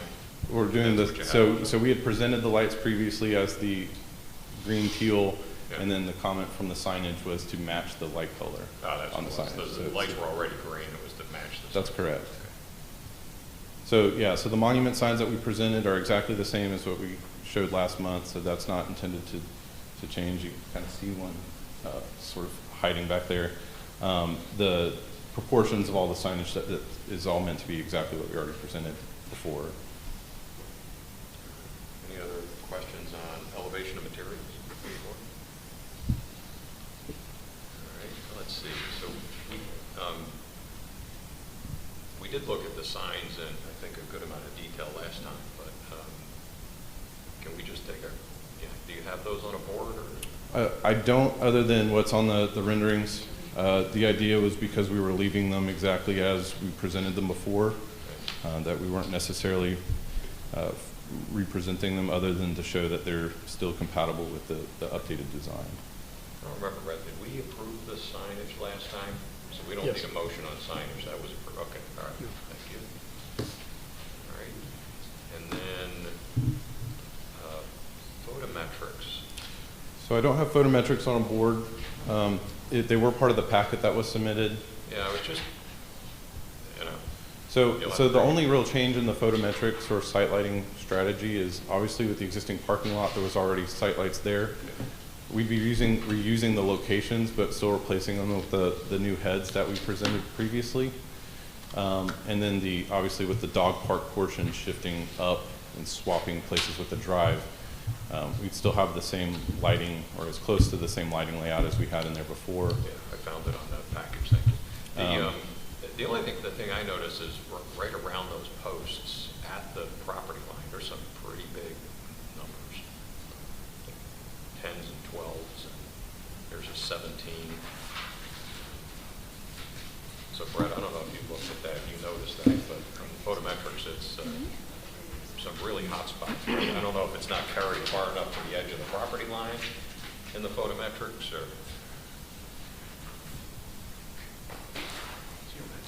Yeah, obviously with them being at the property Like line, if we you wouldn't look have any on objection to trying by to. the old Milton entrance. Yeah, I missed that. Yeah, it might be that they need to angle that LED head a little bit. Well, if you look at it, there's two heads shown on that one to illuminate the drive and then one to the parking. But if we took the one that's facing the drive, so that there's just the one facing internal, it'll probably half those. And there'll still be plenty of light at that drive. Should be. And then along Main Street, you kind of got the same thing at the other entrance. Yes. Yeah, I think the strategy was just because of how far the pole is from the drive. We were just trying to make sure the drive was illuminated, especially there's trees projected there, and so we wanted to. I think both of them. I mean, you could could take talk to both them heads off. and see if they can Angle them. tweak it a little bit, angle it in. If they can't, and you can remove them safely, Well, they're all I new understand heads, that. so like I said, the simplest thing is probably just to take both have two heads on them, so take one of them off that's facing the drive, and that'll focus more of the light internal, and then it'll also half the light down. We could also drop the wattage on those heads as well. Yeah, but I do see some benefit in illuminating the drive a little bit Sure. too. So Yeah, we'll See what- we'll work see what with they can them do to with get that, those yeah. a little softer. yeah, Yeah, and your dumpster is well illuminated as well. Correct. You got some big numbers right over by that post as well. Yeah, I think. That's not, that's in sort of interior to the site. So Yeah, I think part of, not much. again, the strategy is that post is within a lot of the existing trees. And so we were just trying to make sure that enough light was getting out of there, that it was providing illumination to part of the dog park in that area. But we could, again, certainly look at softening that down. I think what we'll do is just say work with staff on addressing those hot spots in the photometrics. Noted. All right, let's see, what else do we have? So we got site plan, elevation, materials, photometrics, Landscape. and landscape. So I do have Michael Toothaker again here to talk about landscape if you have specific questions. I will note, again, just like it was on the building, we've tried to take as much of the feedback that we've already gotten and keep it as consistent as possible, with obviously just modifying it to the new configuration. So where we have foundation planting, we're introducing some foundation planting up against the building. It's the same foundation planting material we previously showed. A lot of the same planting around the perimeter of the property that we previously had, just except where the parking lot encroaches on it a little more than maybe it did previously. And then same thing with the drive. You nailed it. I kept as much of it, the same as what was approved as feasibly possible. And then just shifted stuff around within the parking lot because the parking lot moved, but the materials are all the same. Old Milton's all the same? Yes, The trees? sir. Yep. Old Milton's the same, Norcross is the same, Main Street's the same. Yeah, even though before with the drive on the other side, our park was a lot closer to the road before. And so a lot of what we were trying to do in there was create a screening for the count. So we left that in there even though it's not necessarily directly adjacent to a fence line anymore. I think you just have to screen the pond, and looks like you've done that. Right. We add, like Josh said, we added the new islands within the existing parking lot to add the parking lot island trees. Really minimal changes. Was there any conditions on the corner, any council conditions on that corner? So the existing condition, and sorry, Brett. Go ahead. Answer. You know it. There is a sculpture feature of some variety going to go there. That's supposed to go through the Public Arts Commission. So right now we've still just allocated the space for that to go in the same way that we previously presented. And, we're still working on that portion. Yeah, we're taking the arch out. The falling apart arch. Okay, good. Yes. Any other landscaping questions? Okay. Nope. All right, before we get into motions, do we have any public comment on this application? Look at you. All right. I think we're ready to entertain some motions. So we have site plan, and I don't believe we've had any comments on that. We have elevation of materials, and the only comment I noted on that was in the EFA sections above the canopy, adding a picture frame type of element. And I think we'll say final approval by staff since we can't look at the details here. And photometrics, I think we need some adjustments to those hot spots. Final approval by staff, and then landscaping. I didn't have any capturing comments on that. So. All right. Right.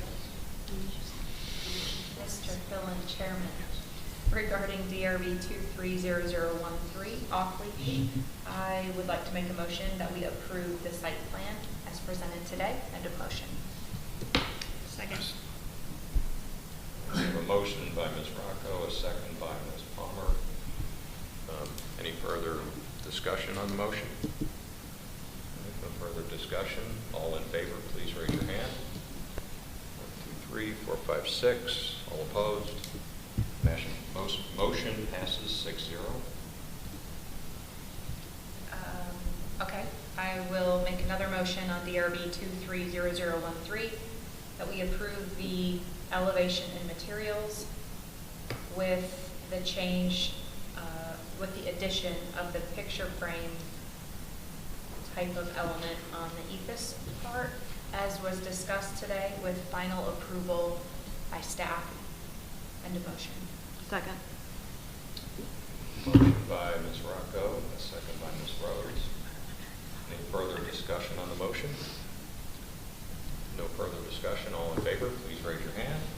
1, 2, 3, 4, 5, 6. All opposed? Motion passes 6-0.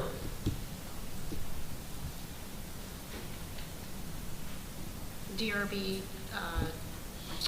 230013 off leash, I make a motion we approve site lighting and photometrics with staff making final approval on those various hot spots that we mentioned in the motion.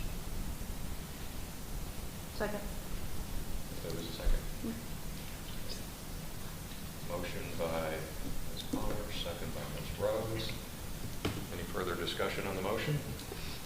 All in favor, please raise your hand. 1, 2, 3, 4, 5, 6. All opposed? Motion passes 6-0. DRB 230013 off leash, I make a motion that we approve landscaping as submitted today in the motion. Second. Motion by Ms. Palmer, second by Mr. Corporal. Any further discussion on the motion? All in favor, please raise your hand. 3, 4, 5, 6. All opposed? Motion passes 6-0. I have a question. On the inside dog park, is it where, as a future patron, do you just leave your dogs, or do you sit there like, I mean, is there somebody watching the dogs, or do the patrons go in there and stuff on like, sit with them? Just curious. Do you know? But, There will be attendants watching dogs, but yes, it's intended that the space be suitable for both people and dogs. Okay. So we'll have drink areas for the people to congregate while the dogs do their thing. nice. And then it'll be open out to the park, so most of the days, dogs can go in and out. We can stay in. Well, Just good curious. luck with good luck with council. If all goes well, I won't be seeing you again. Yes. Not that we don't like seeing you, but. Yeah. Thank you. Thank you. All right, let's take a couple of minutes. Our next applicant is Market District. If you're here, you come on up and get set up. I need to take a 5-minute break to bring Mr. Kramer back. You did a great job, Brent.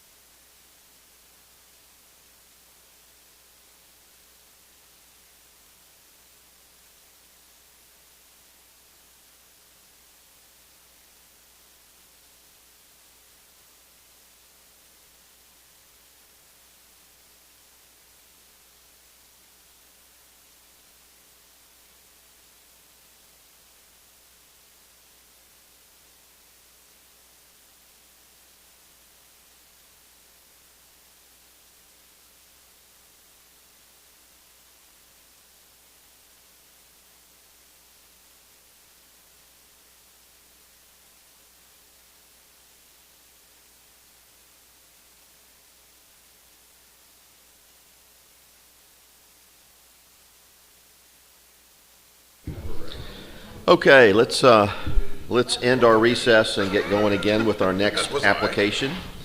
Our next applicant is Market District. So good morning, welcome. Good morning. Thanks for being here. Sure thing. Introduce yourself, speak into the microphone. You know the process, you know the drill. Good morning. Steve Rowe with AEC, 50 Warm Springs Circle. I'm going to be presenting the site plan. I'm going to have Jennifer Sprayberry stuff up and walk through the landscape architecture, and then Tracy Ward will finish up with the building architecture. And please stop me if at any point you've got any questions or want more detail. I'm going to try and run through this quick because I think y'all pretty much know how the site functions pretty well. Thanks. Okay, so the site is located at where Cumming Street comes across and Highway 9, and then we're tying in the fourth leg of that intersection with reworking the signal to be able to make this a signalized intersection for both inbound and outbound traffic. This is going to be the main entrance for both 100 North Main and 116, 126 North Main, so that the entrance to the top level of the deck for 100 is here. We're coming across to our top level deck, and then you continue to drive down a fairly steep slope, but then get to the lower level for this building. And then again, we're reworking the lower level for 100. So there's going to be no more access from the backside of Lily Garden Way. We're going to continue the GDOT program up front with the additional sidewalks locations in that building. We've got Building A, which is going to front the main road. Building B is going to be more internally centered, but it's going to still have views to the outside, and we've maintained as big of a landscape strip as we can to protect the townhomes that are on the backside of the site. Do you know why is that sidewalk on Main? The main is right up against back of curb. No, how wide is it? Oh, 10 feet. Yeah. Unfortunately, they're not letting us do street trees.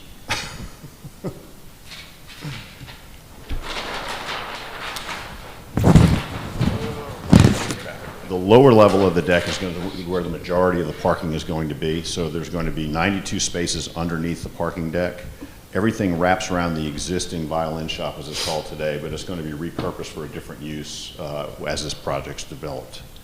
The dumpster pads are kind of set in, and these are going to be common dumpster pads for both the 100 North Main building and the 116, 126. So we're trying to conserve some of our resources and kind of make the most use of this center area between the two buildings.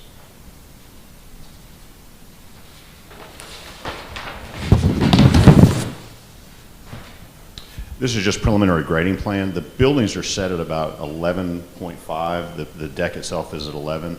The road grades out here are somewhere between 6 and 8. So there's going to be buildings are going to be perched up, but it's going to create some nice terracing that's going to be able to happen with this building coming around, creating some nice peekaboo views that Jennifer's going to get into. The main pedestrian access is going to be on this sidewalk that comes across that's being built, and then there's going to be a crosswalk, and then we're going to cross back in. At the handicap ramps is when I was hearing what Brett was saying earlier is a logical place to have our pedestrian connection, so we can make that a more formal connection across the two handicap ramps because they actually line up on the building on the site plan, and we can make that our main pedestrian access.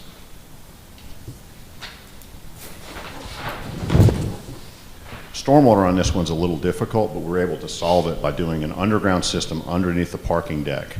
We've got lower groundwater, so the systems are going to be shorter but wider. So we had to add a lot of units. You can see there's a fairly expansive underground system that handles the stormwater management, which will discharge into the current location where the natural discharge is happening today. So we're able to do that, but the problem was we didn't have a lot of cover. So that's all below the parking deck then? It's all below the parking deck. And the parking deck is kind of underground? Correct. More or less, so it's... Yes. Okay. So it's pretty deep then? It is. It is deep, but it's not as deep as if I had another 5 feet, I could have really compressed this into a much smaller area. Unfortunately, I had to spread it out. How many levels is it? It's just the single level.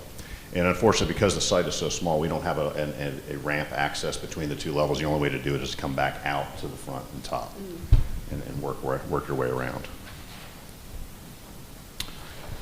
And then just for context, we inserted a site plan of what's there today, where we've got a little outbuilding where there's some old model airplanes, or actually not model, that are kit airplanes that people fly that are sitting there. We're trying to find a home for. And then the existing building will be demolished and this building will be preserved. At this point, I can answer any questions you might have on the site plan. You mentioned pedestrian, could you just walk us through the pedestrian connection? Yes. On the site from Main Street? There's going to be to the building? several ways to get to the building, and we've painstakingly worked this out in several locations. So one way to get in is there's going to be a pass-through through this existing portico that's in that existing building. I don't know if you can see it. So we're going to have to rebuild that because you can see that there's actually a center post on the arch that's holding up the arches. So we're going to have to rebuild that. But this is going to be a center walkway that's going to come around, and there'll be a ramp system that'll get you up to the top level of this deck here. So no cars will be able to pull through? No, not through this. No, this is going to be cut off. This is going to become pedestrian only. And we're trying to create kind of a cool, intimate space back here with fire pits and different things while you're waiting for your table to get ready or places where you might have a glass of wine. Another way is to come down the sidewalk, cross over, and then cross back. And then this is the location I was talking about, being able to connect this back building for pedestrian access. Handicap, we've got handicap parking both on the upper side and the lower side. And then on the lower side, they're going to be centered around the elevator cores so that you've got easy access into the building. And so where the elevator cores are part of the building? They're going to be part of the building, okay. Yes. Got it. So And tell then- me, Steve, I'm sorry. No, So you're- the elevation at the intersection is what's the difference again between? This is sitting at about 09. Oh, okay, 09. This is at 11. This okay. building is at about 8.6. Okay, so it's pretty level right there. Right, so it's coming up, but we've got a set of stairs that's going to get you down on either side from this top terrace level. And then we've got another set of stairs that'll go down to the deck from here, but then back up to this area, and then a ramp that'll get you up to this 11 elevation where the top of the podium is. Okay, all right, very good. Steve, so south is down, right? South and this is down, correct? So if you're approaching from the south, how do you get back to that fire pit area if you're coming from the south? If I'm walking? Pedestrian, yeah. So I would cross this road or cross this intersection and then come straight through. Straight that way, so there's no Yep.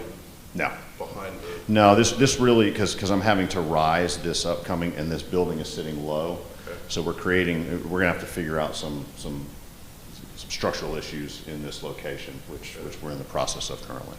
I see a retaining wall on that corner where we just said, I guess that'd be the southwest corner of the existing building. There's a proposed retaining wall. Yes, right here. Are there any other external walls?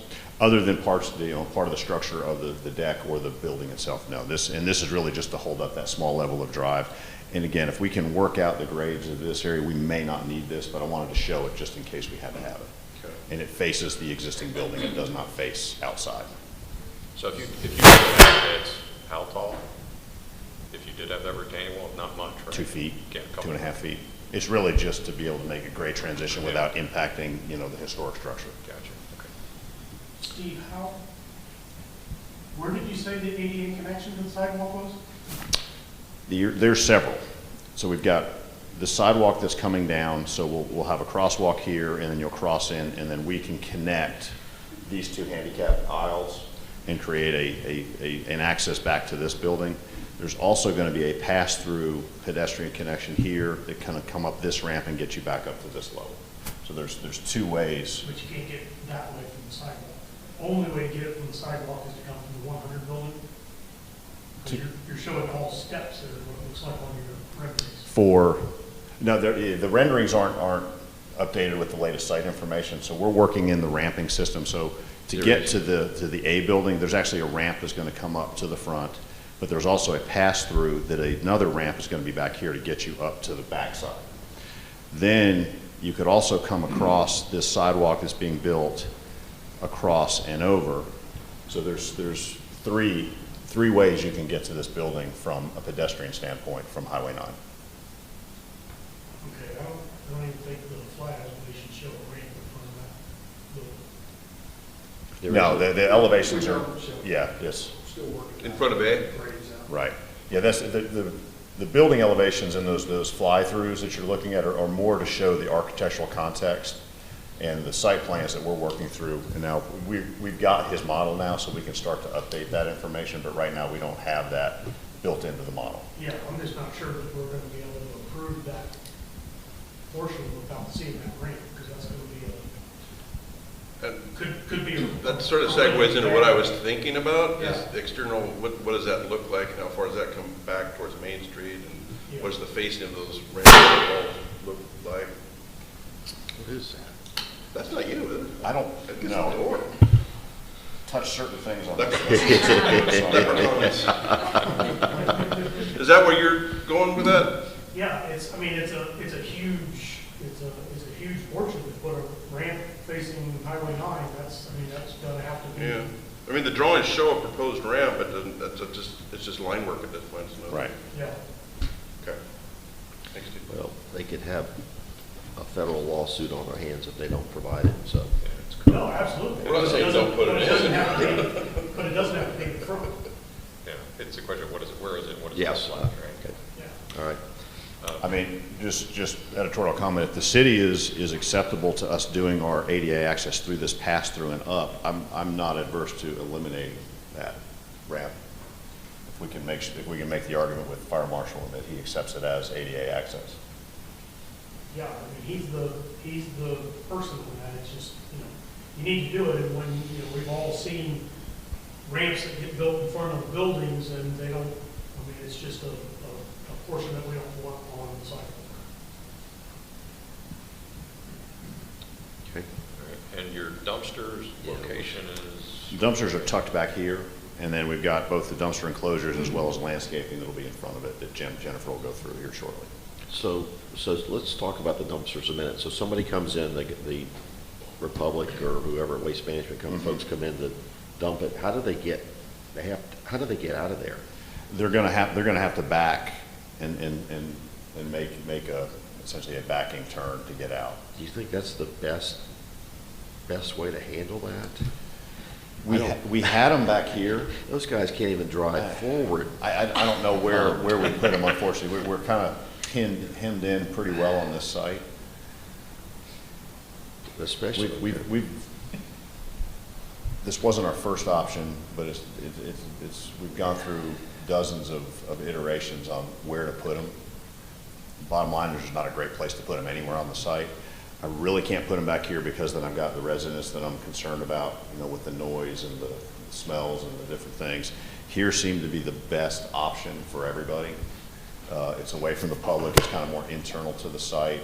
I'm able to screen them, and then, well, I realize they can't drive well with those trucks, and it becomes our issue, not the city's. Does the curb need to come out? I mean, could you make that an easier backup right there? We could possibly so that's, through there. And then maybe treat that curb differently so if they do go over, it doesn't hurt anything. And we've got this as a concrete walkway so that people can get to the dumpsters too. So we could always, fortify all of this work and make sure that it's able to I kind of handle. wonder, why does that come out so far just for screening for the dumpsters? I'm trying not to, showcase as people are pulling in that the dumpsters are first thing they look at. Okay. And are those dumpsters for both of those buildings? They're for both of these buildings and this building. And that building? Yeah, this building's only office, so it's really gonna have incidental trash. Okay. And do you need 3 dumpsters? If we're gonna have any kind of semblance of restaurants in here, we thought that 3 would be necessary. Okay. Remember this Better than restaurant that here? one later. Yeah. Yeah. Okay. Restaurants have a lot of trash. Yeah, they do. No, yeah, it's not pleasant trash either, so. Yeah, like on that corner, if you went with one of those, like a ramped curb instead of a. Right. Like the Yeah, roundabout. like a rollback Like they're almost. doing the roundabout, so if they do Yeah. go over it, I think they will probably go over. We could do a chamfer type 4 curb there. Are grease traps in the same area? Grease traps are gonna be kind of tucked in between the existing structure and the deck itself in this back area. So that truck just sort of runs a hose? Yeah, they're just gonna have to park and run the hose over the top. That's good for fire pits. For what? Fire pits. No. Yeah, we're keeping him out of this center, I know you really can't see it. I got it right here. This section here is really where the fire pits are. This is gonna be more utilitarian Okay. back here. So, it'll have a sidewalk to connect to that, but the grease traps will, the manholes will be back there and such. And I think you showed kind of the handrail, the theme of the handrails on one of your other pictures or drawings? Yeah, we whether it's have on that in there, just the, right now. Ornamental black? Yes. Okay. Yeah, the wrought iron style. Which of these buildings is proposed to be the restaurant? The front building. The A? Yeah, the A. The B is more the office and residential. And will everything be built at the same time? I think it will need to be. I mean, definitely the podium will. The buildings may face slightly differently, but I think you've got to build the entirety of the project to make it work. Because if I only build one and then it's habitable, I can't close the parking and work all this to build the next one. Okay, so it's all right. Yeah. No phased construction? Not that I'm aware of. Okay, except for maybe the violin shop or whatever you're calling Yeah, it. that can maybe be a little ahead of schedule because it's more of a renovation than a full construction. Okay. So the top floor, did I hear, is that the residential? I'll let Tracy get into that Okay. with this building. I don't want him to speak. Okay.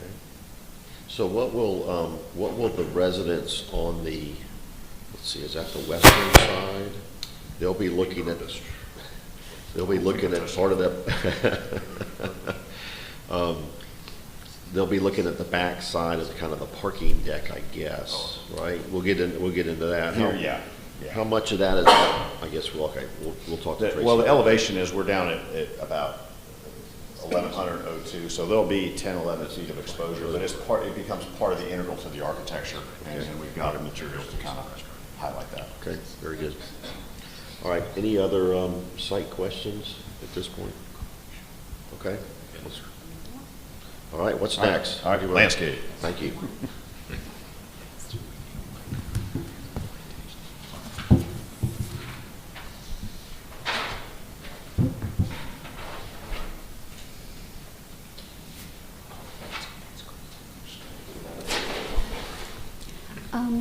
I think you already went over the I'm glad you existing. guys are sitting on off. So I have a request. Can we march through any hardscape stuff first? Like, I see pavers going in front of that existing building or main and that sort of thing. So maybe, So whatever those hardscape materials are that are on maybe the. this one, Yes. the render. Keep in mind, whenever we're doing any Let's remember that the stuff from the 116 building we're not addressing. That's the violin shop. It's proposed on this, Violin we're not. shop. The violin shop. So everything that's on that site, we're not addressing. In fact, why don't you The just, hardscape can as you well. just kind of outline what that site is for us, Yeah, Steve? all of that will be Or- HPC. What's the violin shop's site? All So of that'll be the Historic it's Preservation all Committee. right here. All right, so that, we are not looking at that as part of this board review. Okay. I mean, it does get a little hard to draw the line there because some of those materials just continue. Yes, right? they do. They flow together. They will. There could be some explanation, but as far as approving and changing and this and that, we can't do that. Well, but I think we're gonna have to make a recommendation if there is some consistency between materials, that there's not just like a line drawn and it changes or something. You can make some recommendations, but, Okay. I mean, it's their call. Okay. It's hard to make recommendations, you don't know what it is. All right, let's find out what it is, and then, Kind of odd to have it curtained off. okay. Well, so most of the hardscape is in this area right here, but as far as the patio, really, we just have the patio outside the front building, bike racks here. We do have special paving at the aprons to the entrances to the top and bottom of the deck. What is that gonna be? Those are going to be like a brick paver to match the architecture. Those were a zoning condition as a part of the approval, that they had asked for aprons at the entrance points. Would it be similar to like the city sidewalks? We're probably going to since they're more internal, we're going to tie them to the colors of the brick that are on the buildings and kind of work, because we've got to be respectful to the 100 North Main as well as these two. So we're going to try and find something that works with all those different colors. That's more of a paver material than a brick. If I use like a true brick on it, it would just get beat to death. So that you haven't selected the material for that? Is that? Not that yet, we have not. We just know it's a zoning condition, so. And so where are those two apron areas? Right there, just by the entrances into the parking decks, okay? All right. But on the walkways around the buildings and everything, have you selected that material? Right now, it's going to be like improved concrete is the thought, is some type of either exposed aggregate or colors. So not pavers or anything? It's not going to be pavers. We've got fire trucks are going to have to be able to access the top level of the deck, so it's going to be a pretty beefy section already. So we're just going to try and work with the natural material and kind of work with the finishes on it as much as we So can. around the building where we see the tan color around those buildings, it's It's going to be improved concrete. So Improved concrete. I'm looking at sheet L3.0, and I'm looking at L4.0. All right, so 3. And that, I'm trying to figure out why the layout of those two sheets doesn't match that first sheet that had the color rendering portion of it. The layout? So if you go, what I'm getting at is the entrance into the building off of Main Street, where there may or may not be the ramp. I see the street trees, and then there's a porte cochere, or there's a, and then there's, is that the roof? That's the roof level. Yes. Okay. We're showing the roof level, sorry. Okay. That can be confusing. It is.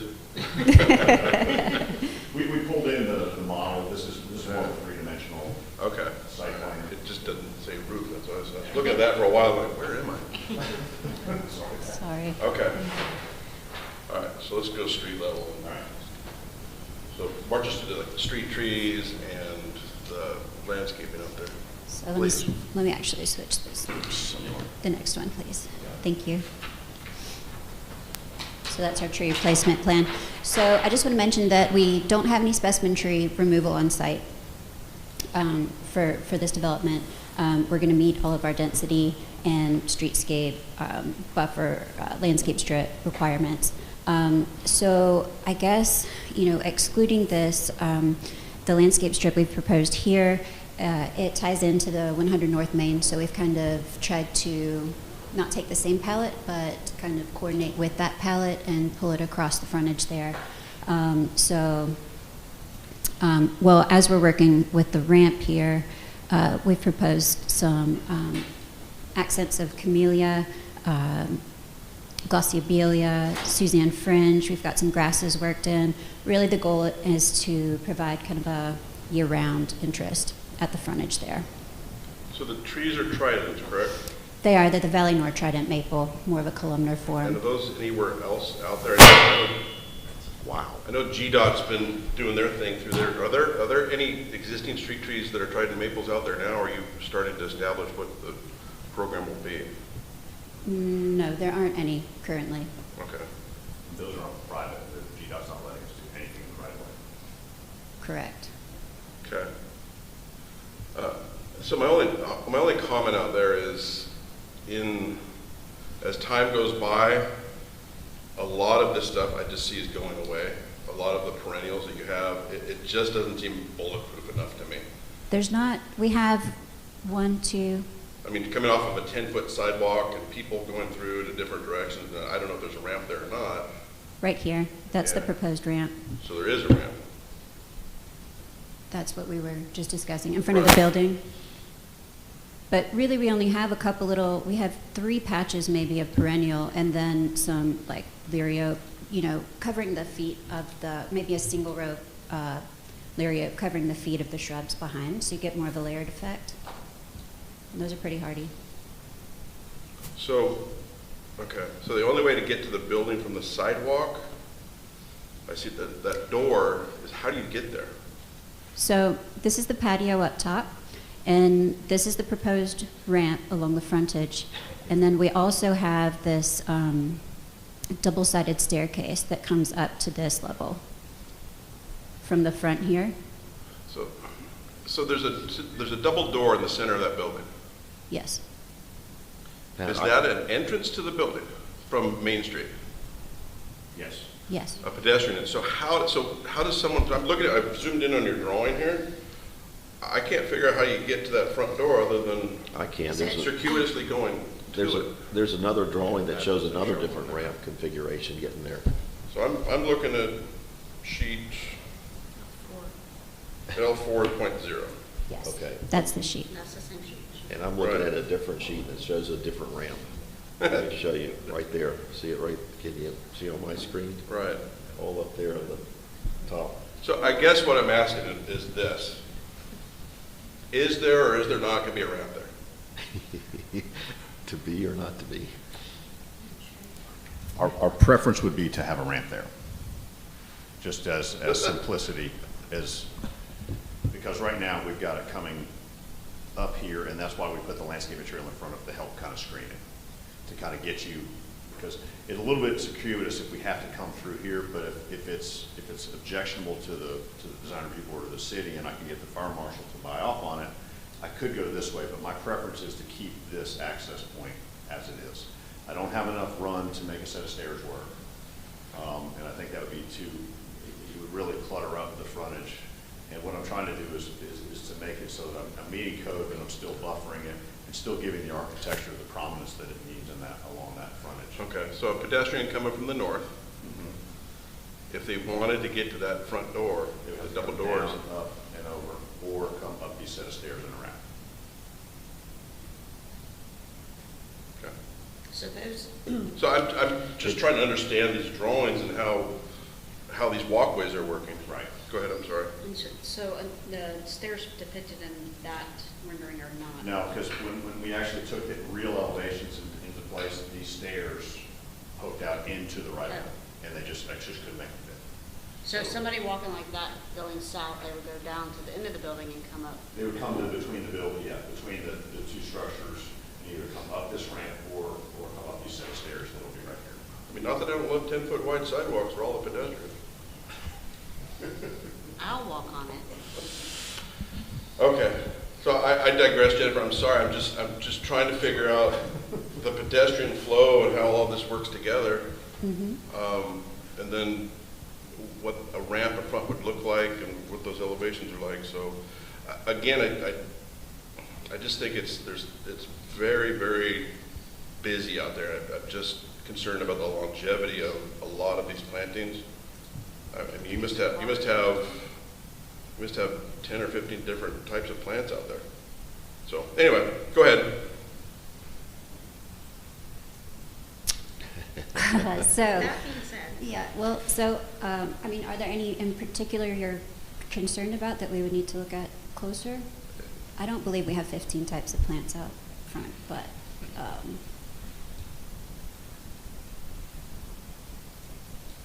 and the pattern kind of repeats, so it's kind of mirrored across.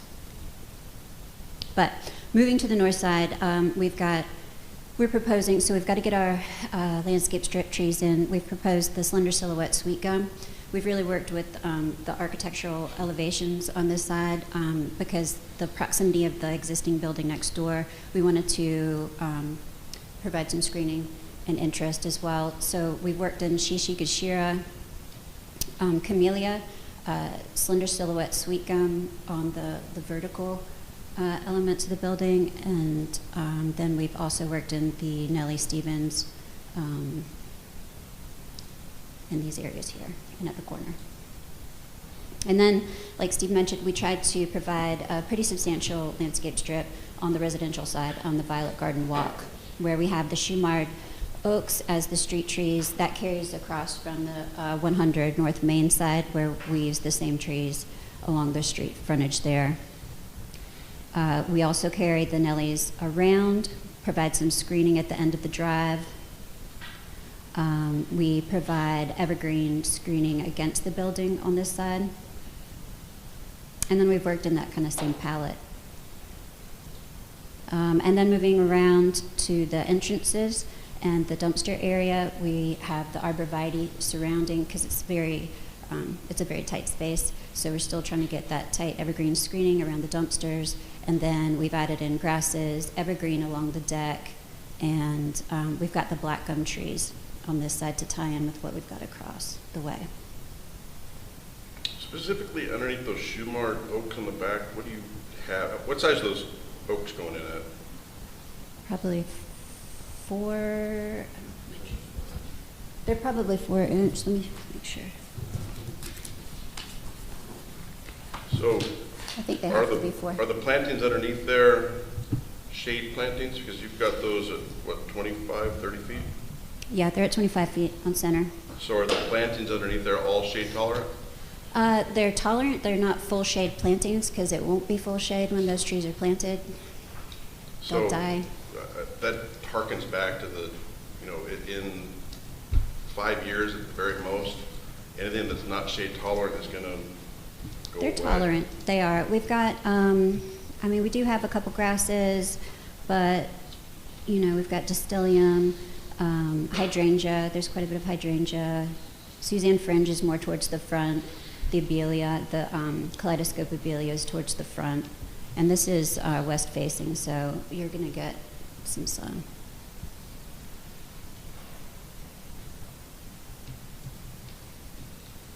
Glossy abelia over Richard, here. anything? Say what? I'm sorry to be argumentative. I don't mean to be argumentative, but when I drive by sites that where, the city has, and you can do your oaks at 30 if you want to. But then we have to add an understory tree in between. I do have a comment that I'll get to in a minute. Okay, but 30 feet, you can do oaks at 30, depending on the tree. Tridents, you gotta do it 25, or there's nothing, it's, however David says it. But in driving through the city, and then 5 years, 10 years down the road, it's just everything that's underneath those trees, doesn't matter what the tree is or the exposure, it all just ends up fading away and becomes pine straw and some evergreens.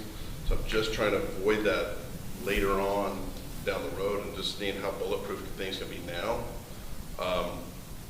And that's a challenge wherever you are, because if something will accommodate shade now, or if something will accommodate sun now, then it's not going to have sun down the road. That's an ongoing challenge. But finish your point about that, and then I'll add a couple of thoughts.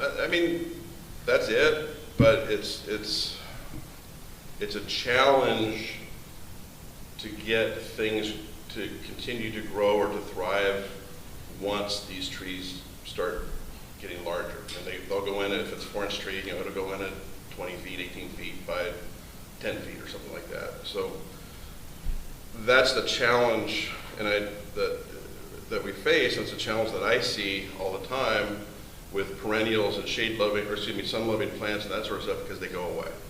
And then it's pine straw and it's that sort of stuff. That's true, but I feel like it's more than 5 years that would happen, and at that point it's a maintenance issue. I can't plant shade-loving plants when it's going to be full sun, essentially, at first. Yeah, so again, I live here, and again, I'm more concerned 10 and 15 years down the road. I live here too, Well, so I understand. Is there some way we can kind of compromise on this where we may be? I'm gonna let Richard go ahead too as well. Some of this relates to the fact that we look at landscape as being, we plant something and we lay it out there and we say, okay, this is done. We build a building, we say this building is done. Well, you come back in and you may modify the lobby or add art or something. The landscape has to be seen the same way, but we don't look at it that way. It's got to be considered something that will evolve and something that will need to be worked with. As a design crit point, and I've often said in sitting here that planting design is a subjective thing. Too much in our culture, we see a corner of a building and we feel like we have to put something there. I don't see the need to cover the northeast corner of the building with the hollies as much as you're doing there, because you want it to express itself. Let's let that corner be there, just make a statement. And Pat and I have different philosophies about perennials. I think perennials are wonderful when they are created in a blend and a complementary arrangement with other planting that pick up the seasonal differences of the two. Because experiencing perennials in the spring and the summer is a marvelous thing. It brings planting to life. because in our culture, we use too many green meatballs, and they do nothing. Right. And then the guy comes along with his mechanical piece of equipment, and he whacks him. And then you've got a bunch of hat boxes standing like soldiers along the edge of something. It's crazy. So you've got that going on for you, and it's a balancing act. Now, something that is totally tangential to all of this, that maybe we can put something in the conditions for this. There is a just absolutely amazing native pink azalea on the south side of that monkey building. I'll call monkey at the monkey building, and on the north side of your site where the driveway goes back there.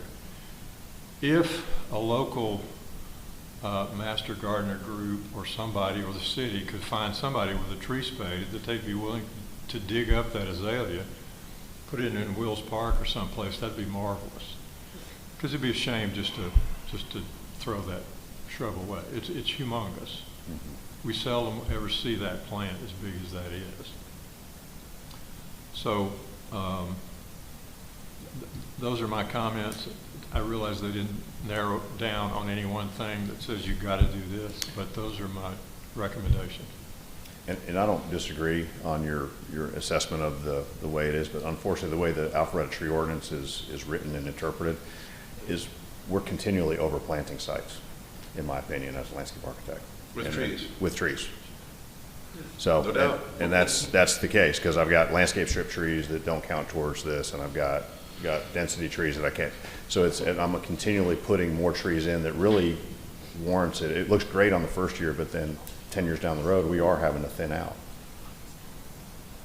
So, yeah. Again, it's an editorial comment. It's not. We're fighting it, but we have to work with what we got. Yeah. So my only ask here is just to revisit it a little bit and picture it 15 years and not 5 years. And will these plantings work in that 15-year to 20-year range? That's my ask. Yeah, it's kind of like making all your children sleep in the same bed. We don't do that. Totally agree. Most of us don't. Most of us don't have to. Some do. Is that like locking him in the same room? Tough dad. Okay.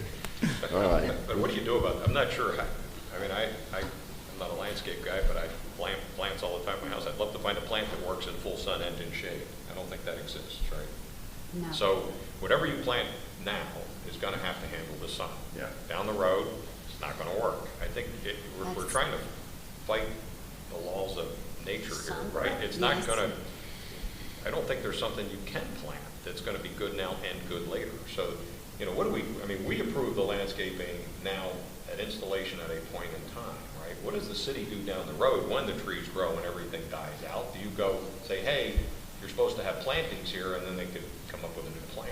And there's more and more prime examples of what you're talking about as you go around the city. Yeah, because what do? We can't. I don't think you can come up with a solution that works now and works 15 years from now. No. Because I've looked for those plants that will grow I mean, I guess in you any could condition. They don't raise the exist. tree, But- to try to get more sun. Yeah, my only point is, Or if you could it space- says full sun. Or if you could space out the trees, but to your point, Yeah, there's. you can't. can't. My only point is, if it's a full sun plant, probably not. If it's a perennial that needs full sun, probably not, because those are the things that are gonna fade away. And some of these plants some plantings are great in the residential sector, but they don't work on a commercial because, as you know, the maintenance. Take more care. And the water, and there's nobody out there just making sure each one works well, so. Well, I think this is certainly a much bigger issue than Yeah. just this application and Yeah. sitting here today, We so. could- we could sit here all day So, talking about anyway, that. we kind of dived into it, but I think the challenge is kind of working with that. Now, the other thing I'd like to see too is to make sure we've got landscaping that's happening for the violin shop too. And how is that? Is there some continuity between the two sites that we need to make sure we're looking at, for instance? Yes. So, Well, so we've, well, we do have the different tree types, but we've carried, where we have this space, we have the Princeton elms are proposed over on this side for landscape strip trees. And then across the main walkway, we've carried the elm to frame that, and then we've started where we are closer to the building, the Valleymore Trident maple to tighten that. So there is kind of a continuance with the tree material.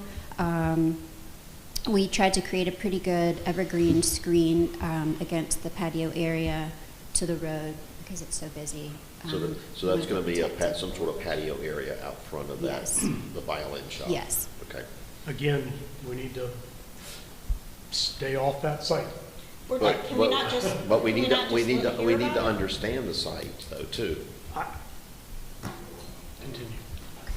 I mean, we're not gonna vote on it, but we can hear about it. They're going to need to know what's happening on our But site the- too. But the landscape architect that's gonna look at 116 doesn't have to look at 126. And it doesn't necessarily They have don't to be. have to, they don't have to, but we can make them make it compatible. No, you as- can't. As a board, No, as you two can't. boards, we can. The two boards could, but you Yes. can't tell the other board they have to. No, we can't, we're not telling the other board, we're just making sure, we got to understand. I think we just. But they're let showing, this they're site showing go. landscaping on this site too. I think we This let landscape. this site go. Okay. This is a bit going to set the street tree theme for this, because there's no Yeah. other street trees around here, right? Except for one. And they've got two different, completely different street trees. You got Princeton, Elm, what? So right? that's where I'm saying, I think we need to, 116 needs to be able to stand on its own. But it's right next door to. It is, but it's not in your purview. Well, one of those elms is in the purview, I think, and the other 300. Yeah. Yeah, one of them's got some air lights on the one side. Is there a reason there's two different street trees?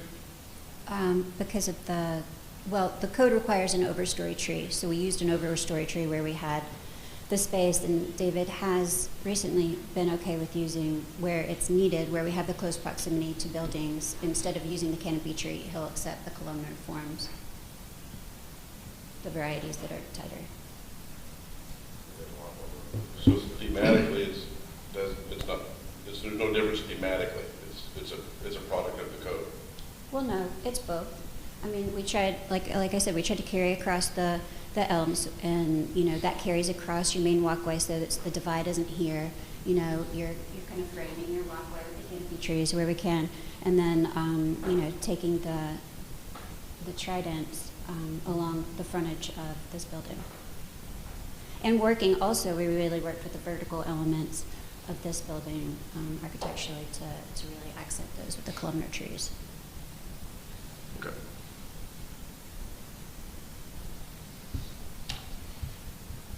Okay, any other landscape questions for the applicant this morning?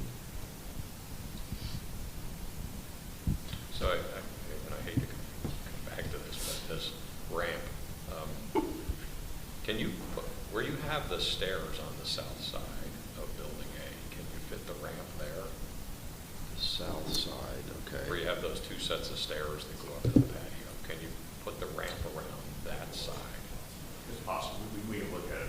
I haven't looked at it in that I location. mean, it looks like you might have enough length there that you could run the ramp there. And then be able So to our take it ramp- off the front of the building. Potentially. Potentially, I mean, I don't know what the width is, might be to adjust the width there a little bit, but anyway, I'm just a thought on that might be a place to put it, right? And what is the site as you go from Main Street back on the site, how's the elevation changing?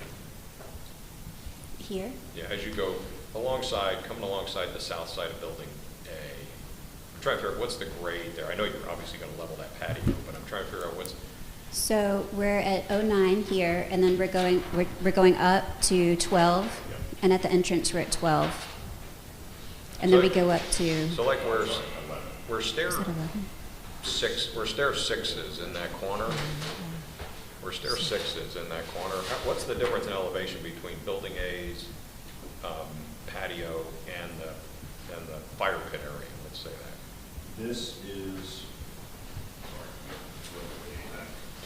I don't know if I asked that question clearly enough. About 4 feet. And that's probably the high point? 11 to 4.5. 4.5. And that's probably the high point? back there? High point of the site or? High point of the wall. Oh. Well, there's got to be, because those are two different levels, right? Yes, So there's yeah, a wall. down. So there's a wall So this is, yeah, the foundation wall for the deck, yes. for the deck, right? So is that the high point of the wall on the back corner? It doesn't vary. Oh, it's the same all the way? It's the same all the way around. So what's the math if you got to go up 4.5 feet? How long is the ramp got to be? It's 40, about 42 feet long. 40, so will that fit in there? Looks like it, right? 1 foot per 1 inch. It's my, It could get it to work. We're still planning. Well, I was more not on the front, on the side, right, Tracy? So Trying to get more he's hidden. trying to get it off the front, he's trying to get it to the side. between the box, yeah, right in there, yeah. Maybe into the parking space. Yeah. I don't know, I think that might be, seems like the only other place you could really put that, and it would still be convenient for use, right, coming right off the sidewalk.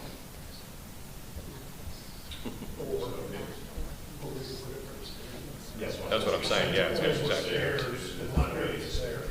There's a way. Yeah, okay, all right, sorry, I know we beat the ramp to death, but I know. Okay. Another landscape question, I guess. On the elevated portions of the parking deck, I guess you have some planters, you've got some crepe myrtles or something going We in there. do. It's the with- purple tower crepe myrtle proposed in planters So in in the those, islands. okay. So in those islands, okay. It's artificial turf too, is what you're proposing? Yes. All right, Steve's got to make the deck heavy enough to carry that extra load too, so. Yeah. And those, can you? It's already got to carry a fire truck and planters. Oh, I guess that's true, that's nothing, that just has to dump all its water out before it drives up the deck, Yeah, so. yeah. So can you point out those areas where the astroturf is on top of the deck, Course, just to? Yes, so this is on top of the deck. Okay. It's essentially all of our kind of parking islands. And then here, where it's green, Okay. here, we've carried it over, here, and there, So everything that's elevated is astroturf. on this level. That's what you just showed us, that sample. Yes, Okay. that's not pavement. All right. And then I guess, do you still irrigate those trees Yes, they would, somehow? yeah, or they would be. like a drip? Okay. Yes. Okay. All right. Anything else on the landscaping at this point? No? Can Okay. you talk about like brown materials? Like hardscape materials? I think they pointed out. For the most part, it's going to be an improved concrete, whether it be acid etched or exposed aggregate with a white finish. You know, it's in some scoring patterns, but because of the structure and all the things that go on it, I didn't want to add additional materials on top of it, and then it becomes a grading challenge to get the floor-to-floor split between the deck. They're good, all right. Okay. All right. Let's jump over to the exterior elevations and materials. Give it to Mr. Ward. Okay, Tracy Ward, 5155 Doubletree Drive. Brett did a good overview, so let me just kind of be as brief as possible, and then you can come back and ask questions. So let me use this visual for now. So we end up with sort of a blended site. That's a long story, but I think you know the gist of it. So we're sharing a driveway. The center exterior space becomes shared between these three buildings. And obviously we're repurposing, but basically saving the Tudor Revival House, we all call the Violin Shop. And to give you a level of comfort, there likely will not be separate landscape architects on these two. So it's all us. So it will be blended. But obviously incoming tenants are going to have a big impact on how that kind of plays out. So don't mind coming back to you to show you all that. But in the bigger picture, we end up with three buildings that are roughly the same size. 100's a little larger. I think 100's about 30,000 feet. These are 25,000 feet each, give or take. One thing Brett did say is they're 4 stories. They're not. They're 3 stories. And you, Richard, said something about height. They're identical to the height of 100.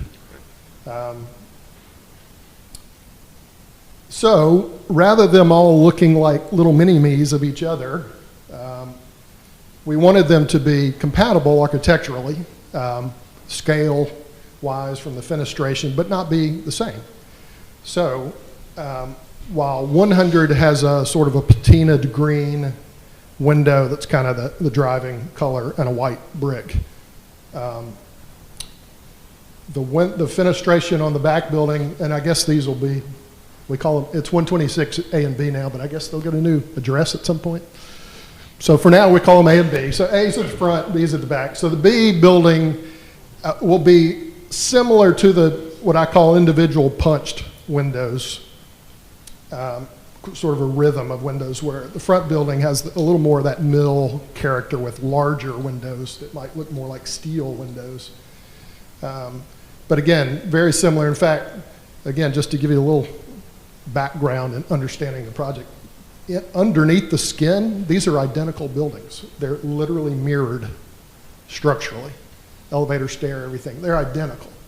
Kind of like a Buick and a Pontiac, same frame, you know.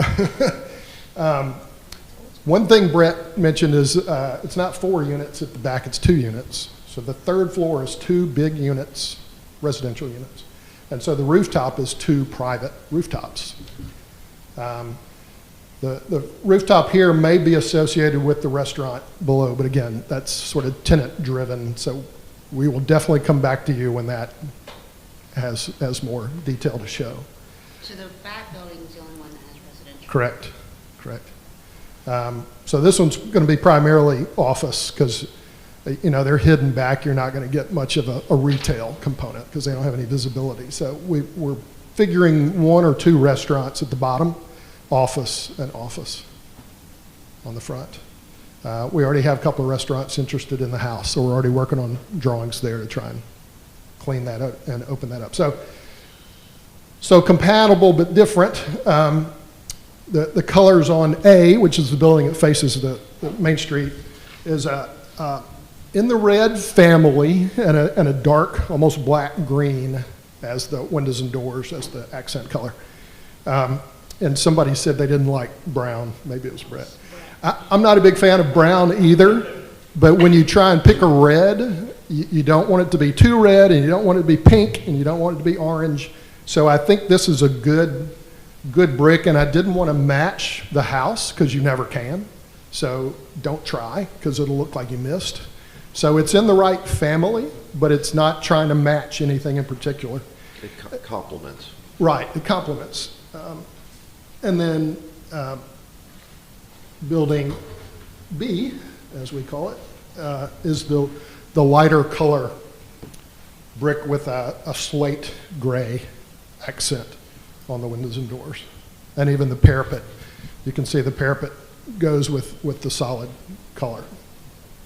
And then the base under the buildings where the parking deck sticks up out of the ground 4 or 5 feet, under the building itself is that stone, which I've used on a couple of other projects, and I think it looks great, even though it's a manufactured stone. It's individual pieces, so they're being hand laid, and it really looks good.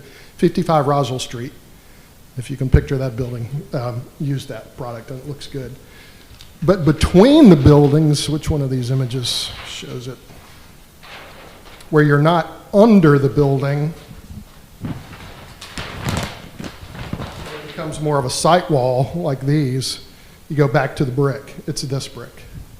So it's brick here, and then when you get to the building from there on, it's back to the stone. So it gives it a little movement and a little change in character.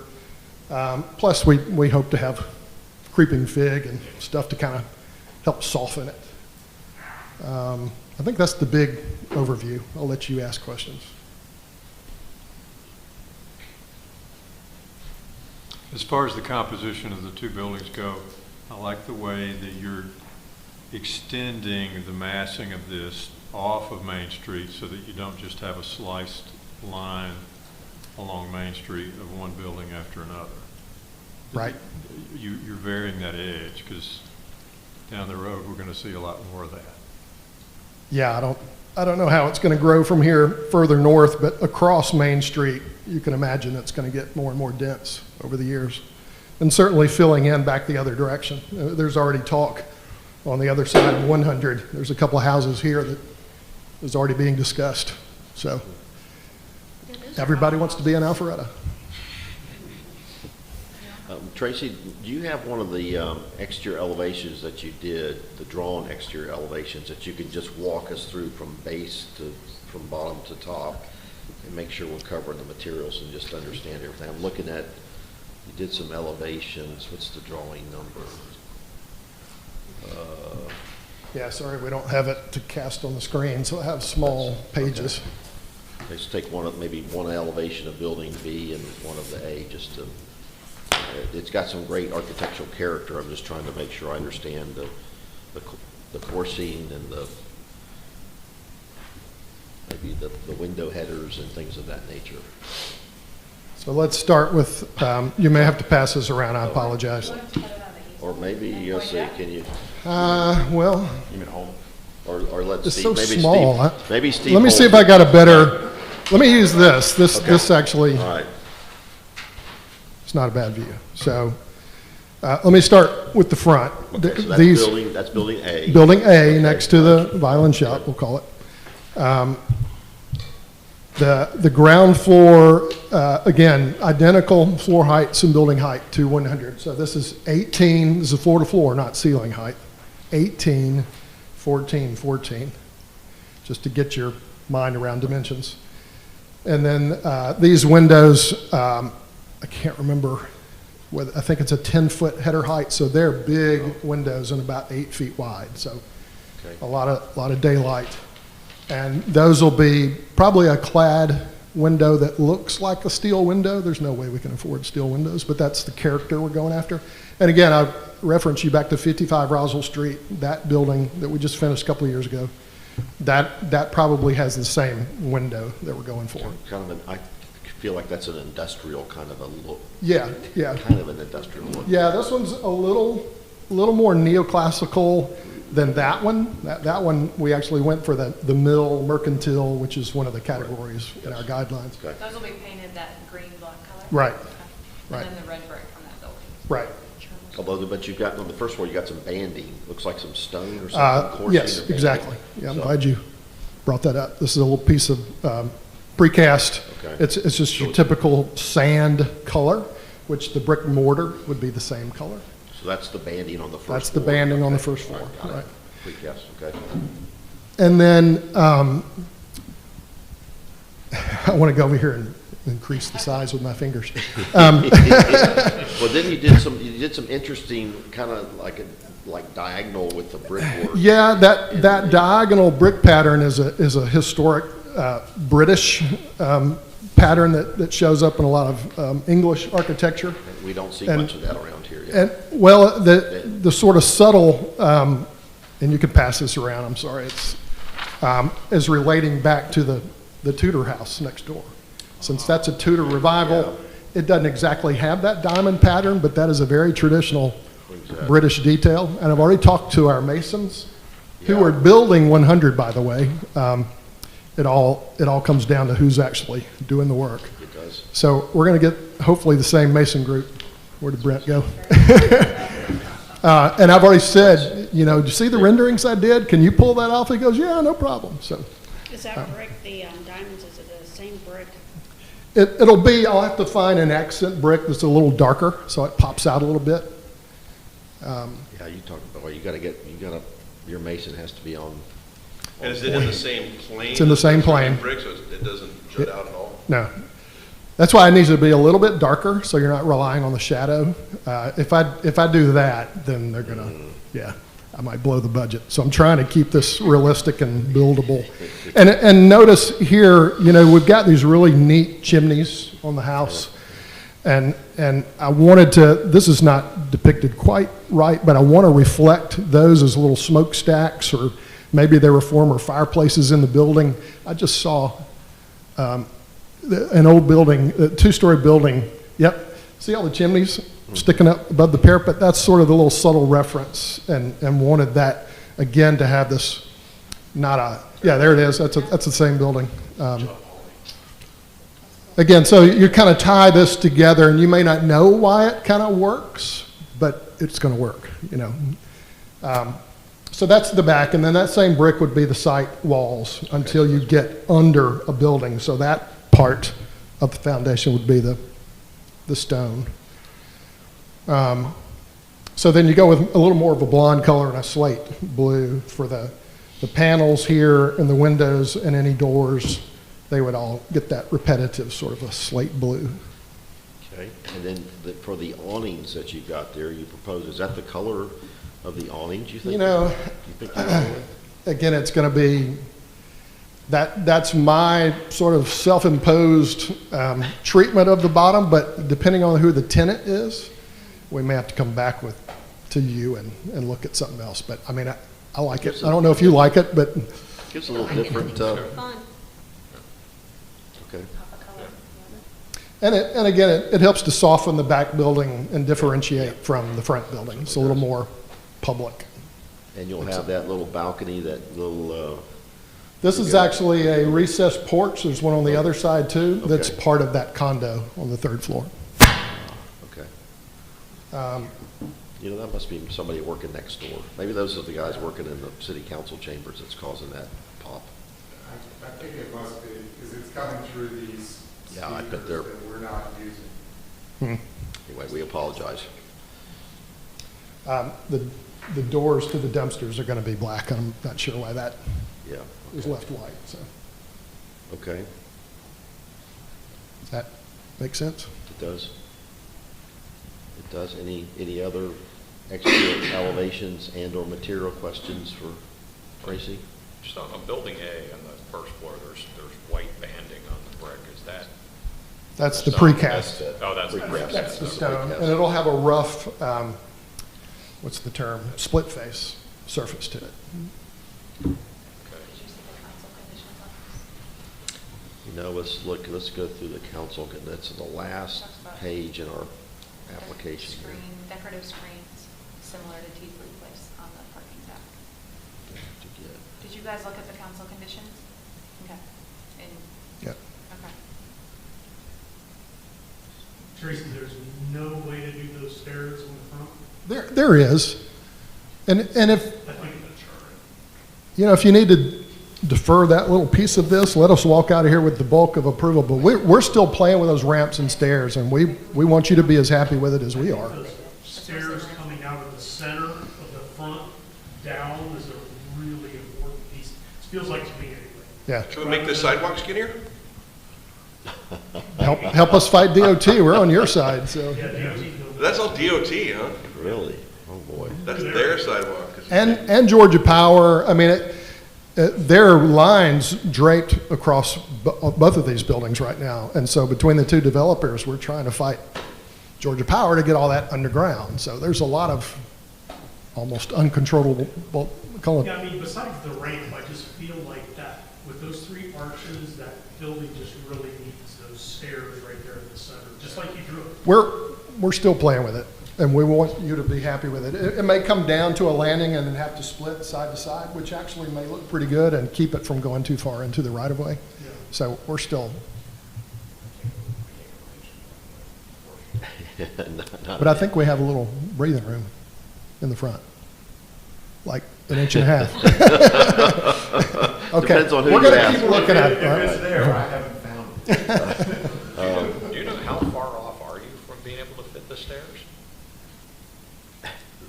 You know, I mean, do you need another? It's from efforts a few months ago, but my last memory of this was that it was still missing it by several feet. Several feet. Yeah.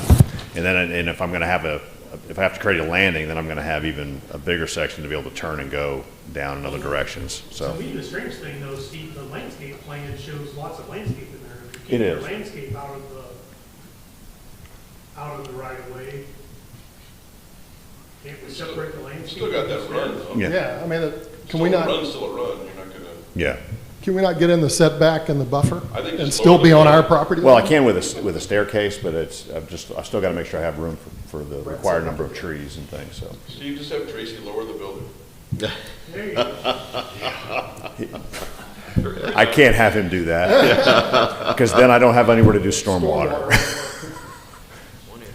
This is a Rubik's Cube of a site. You said you. Everything so there's connects to everything else.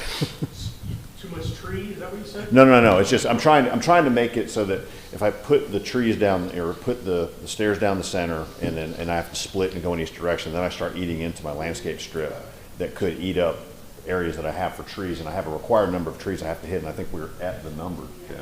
So if I start eating another 15 feet with hardscape, then I can't fit the trees. Then they start to look, it's a very rigid and symmetrical design. Then I have to start getting real asymmetrical with the tree placement. Is it the trees on the whole site? It's just a landscape strip along the frontage. The distance for those trees along in front of that building. I'm just trying to figure out where the. It's in front of that, mainly in front of that building. Who do Pat and I need to go talk to see if we can figure something else out? The initials are David Shostak. Yes. Well, I have a pretty good relationship. And, I work with him every day. and is it, Jennifer, is it a 10-foot landscape strip? Yes. It's actually a 5. It's 5 here. Because it's downtown overlay? We got it pared down through the zoning process to be And able your to. trees are at what? Tridents are supposed to be at 25. We're 25 over frontage. You could make it bigger if you used a bigger tree, like an oak could be 30. But then I lose my numbers. I know. Yeah, certainly, yeah, so. Again, I get back to my overplanting Brent, that's your argument. battle. No, Okay. no, I agree. We have to look at it as a whole, not It has to be, separate pieces. some forces need to be massaged to make the overall project right and look right. And that's why I was so concerned about that ramp in front and what that looks like, and is it there, is it not there? Yeah. Okay. Before But I yeah, ask, I'll meet with them, with you, and Kathy.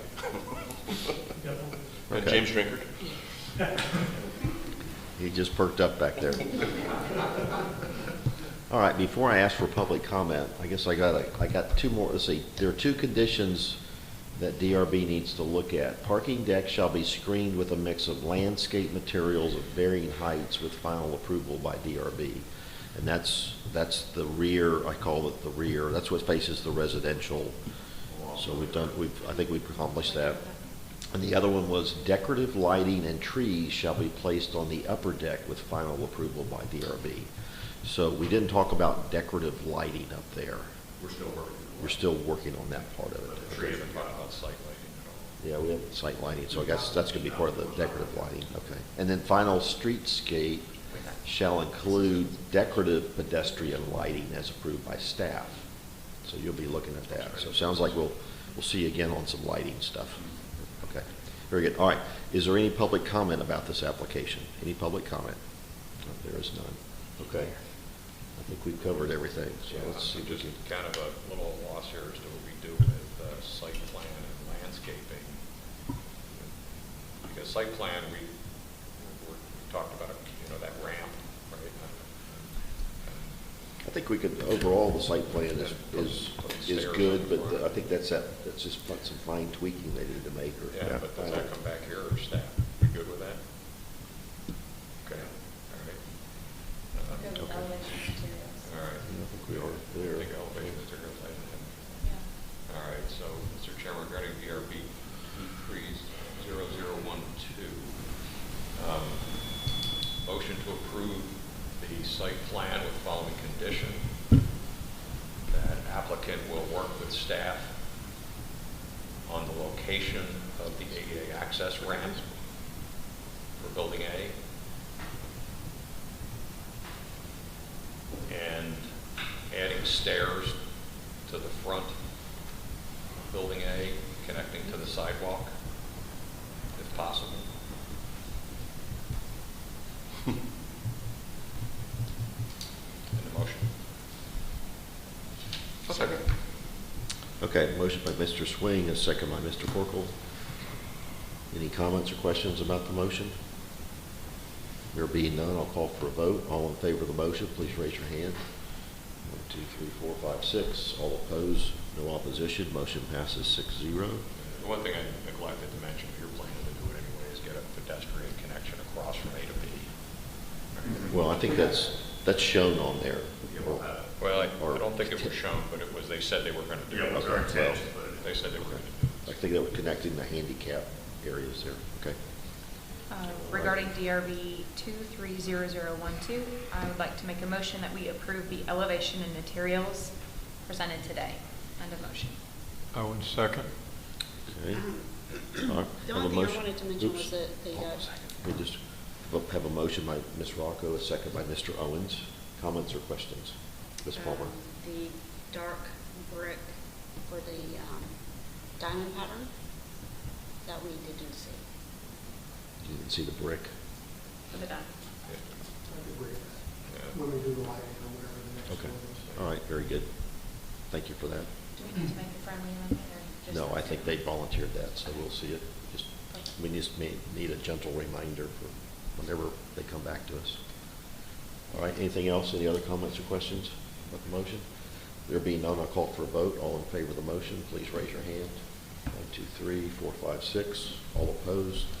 No opposition. Motion passes 6-0. We don't need to call out those colors, right? No, they've been discussed and referenced. Okay. We got landscaping,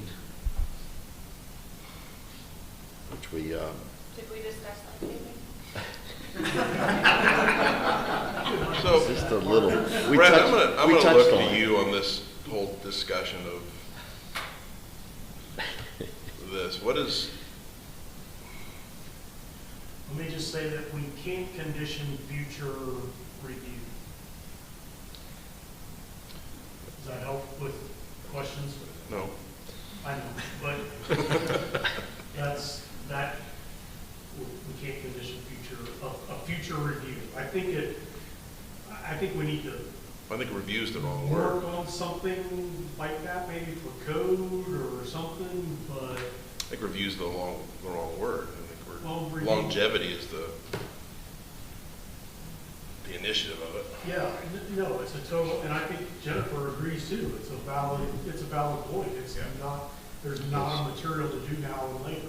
So I'm tending, and I don't know what Richard's thought or what the rest of the board's thoughts are, I'm tending to defer it based on what that front's gonna look like. Steps or ramps and the materials thereof and how we're going about that. And that's my tendency, but I don't know how the rest of the board feels about it. I guess I could make a motion and see how the rest of the board feels about it. Will that be substantial enough that it would be too much for staff to review? I think it probably would be, although the applicant can't move forward with LDP. Yeah, until it's worked without out. landscape, but they also can't move forward with LDP without us knowing what's going on. Right. With the ramps and stairs that we already gave the staff on site plans, so. How close are you to submitting for an LDP? We're trying to get in before the next hearing that you have here. So you'll have all this worked out by then, by that time. We're actively, this is a project on our board.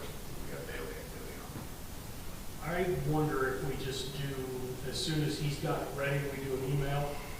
He sends it to me, I'll send it out to you guys. Look at the new landscaping with how the stairs fit in, whatever. Obviously, I need to have a conversation with Kathy and David as well about the street trees and, see if what we can do there, so. I mean, we're really just looking at that front area.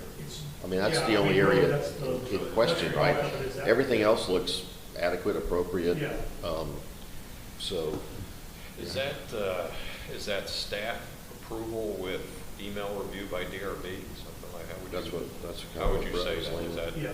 So because ultimately it ends up being staff approval. We're not going to vote by email. We would just comment by, you'd send it out for a You're going to comment whether, Yeah. How quickly do you think, looking at Steve, and you'll have this worked out? Probably within 2 weeks. 2 weeks, okay. So roughly by the end of the month, you'll have that figured out, and then we can get. I mean, I think you could do a condition that you know, that the front part is the only thing that's deferred maybe, or whatever, you know, that in front of building A. If you are good with all the rest of it, that way we know, you know, that doesn't have to be done. I'm going to butt in on this one. Yeah, go ahead, please. Is what you're talking about, technically you cannot do.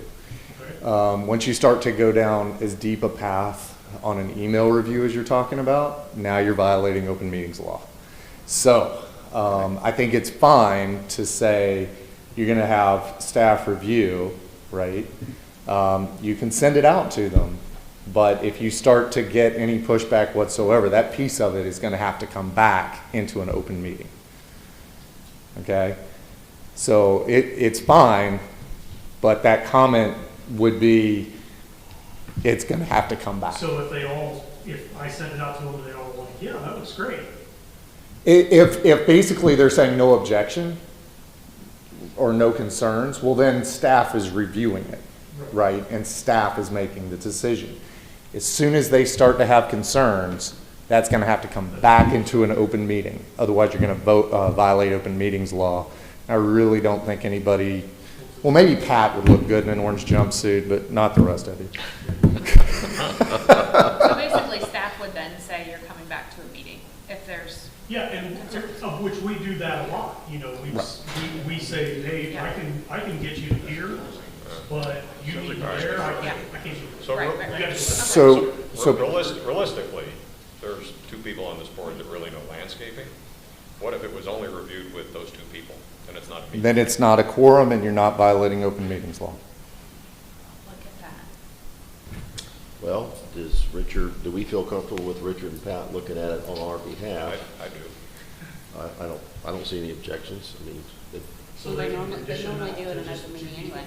They can condition it to those two people. If those two people, though, have a concern, It's got to come back. it's going to have to come back because technically you're empowering a subcommittee of the group. Yeah, that doesn't seem. Right? It's just a I think, yeah, I think, you know, to try to get to where I'm trying to think through how we can legally keep them moving because it sounds like that's what you're wanting to happen. And I know I never want to vote or say anything on behalf of anyone else on this board. Right. So I think, Brett, from the perspective of the LDP, right, it sounds like most of the concern is in that one small area. yes. Do you think it's possible to allow the LDP to keep moving forward, assuming, so let's kind of carve it out. Staff reviews it, nobody has any concerns, it keeps moving, no big deal. Let's say that they come back and go, we have some potential issues here. It's going to have to come back, right? Can the because it's kind of that small sub area, is there a way for the LDP to keep marching forward so that the whole thing is not held up for one small piece? So Brian Borden has allowed in the past sort of congruent reviews. LDP, DRB, to be submitted all together. Comments come out, comments come out. It's almost like a Brian Borden decision. I think so it's really a Shostak decision because there's not really anything out there that Jill, Eric, anything out there. It's all landscape. So I think, and I agree with, I'm going to say I agree with David too. He wants to review the whole site as one, to think about it all together. You got to do that, which is exactly what you guys want to do. And I get it, David's bound by the ordinance. Yeah, he's bound by the code. But that being said, maybe David can hold his review starts until this part's worked out. Is that not a deferral? No, staff's not deferring that. He's just saying, you don't have this front part done yet, then I can review. Well, I think Pat's point is, what do we do here? Do we approve landscaping with final approval by staff? I think you can. We have those two choices, right? It's either defer or approve with final approval by staff. What I'm hearing is you're doing that, right? You're giving final approval by staff. Staff is basically saying they're going to toss it just back to you guys, and if you just go, whoa, we have a problem here, then that piece is gonna come back, right? And that's something you've just kind of worked out with staff, and that's fine. That doesn't impact anything. It doesn't violate open meetings. You're good. No one's going to jail. Exactly. And that's the big thing. I just don't want anybody going to jail. I like you guys. All right, thank you. Yep. All right. Okay, I think we've solved a lot of landscaping issues today, right? Or we've created a lot. We created a lot. So this is really as simple as approved with final review by staff. And we conceptually, this board conceptually approves landscaping anyway, because staff really gets into the details. And we're really talking about final approval for the landscaping in front of Building A. Yep. Everything else is approved. Yes. All right. Does somebody want to craft a motion now that we've... All right. Good thing it's St. Patrick's Day. Mr. Chairman, regarding BRB 230012 Market District, motion to approve the landscaping as presented today with the following condition. Applicant will work with staff on final approval for the landscaping along Main Street in front of Building A. That a motion? Second. Okay, motion by Mr. Swing, a second by Mr. Corkle. Any comments or questions about the motion on the floor? There being none, I'll call for a vote. All in favor of the motion, please raise your hand. 1, 2, 3, 4, 5, 6. All opposed, no opposition. Motion passes 6-0. All right. Thank you for your patience this morning. We appreciate it. We got to do site lighting at some point. Yes, that'll come back. We need to do it. Do we need to do it then? They didn't show us the word site lighting. Yeah, they're coming back. No, we didn't. They're coming back, and the diamond brick color. Probably so. Yeah, they'll bring that back. Tracy's going to bring that back for us. So, okay, very good. Thank you. All right. Okay, our last applicant this morning. There's green beer, never enough time, just saying. Yeah, no. All right, our next applicant, last applicant is Delbar Old Milton. You're here. Come on down, please. Yeah. I'm good. It's still before noon.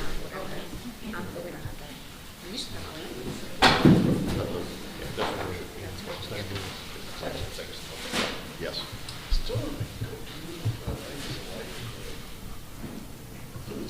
Okay, good morning. Perfect. Almost good afternoon, everybody. Almost good afternoon. Thank you. Been here a while. You've been here since the start, right? Yeah, I've been here since the start. I haven't been through the design process in Alpharetta, so just wanted to Okay, good. figure it out since we'll be bringing another restaurant up here, hopefully soon. My name is Faris Karg. I'm actually owner and operator of Del Bar. We took over the property that I think Officer Brent actually explained earlier today. Property has been around for, I think, 21 years, been multiple different restaurants. We have done remodeling inside of it. We were trying to do our best to keep exterior as is and not do any work on it. But because of all the lighting inside the restaurant, we decided to do a skylight just to get more natural light inside the restaurant. It was very dark. So I'm here today for the natural light and a covered patio enclosure that you see over here. The building is basically very symmetrical. Everything's like identical on both sides of it.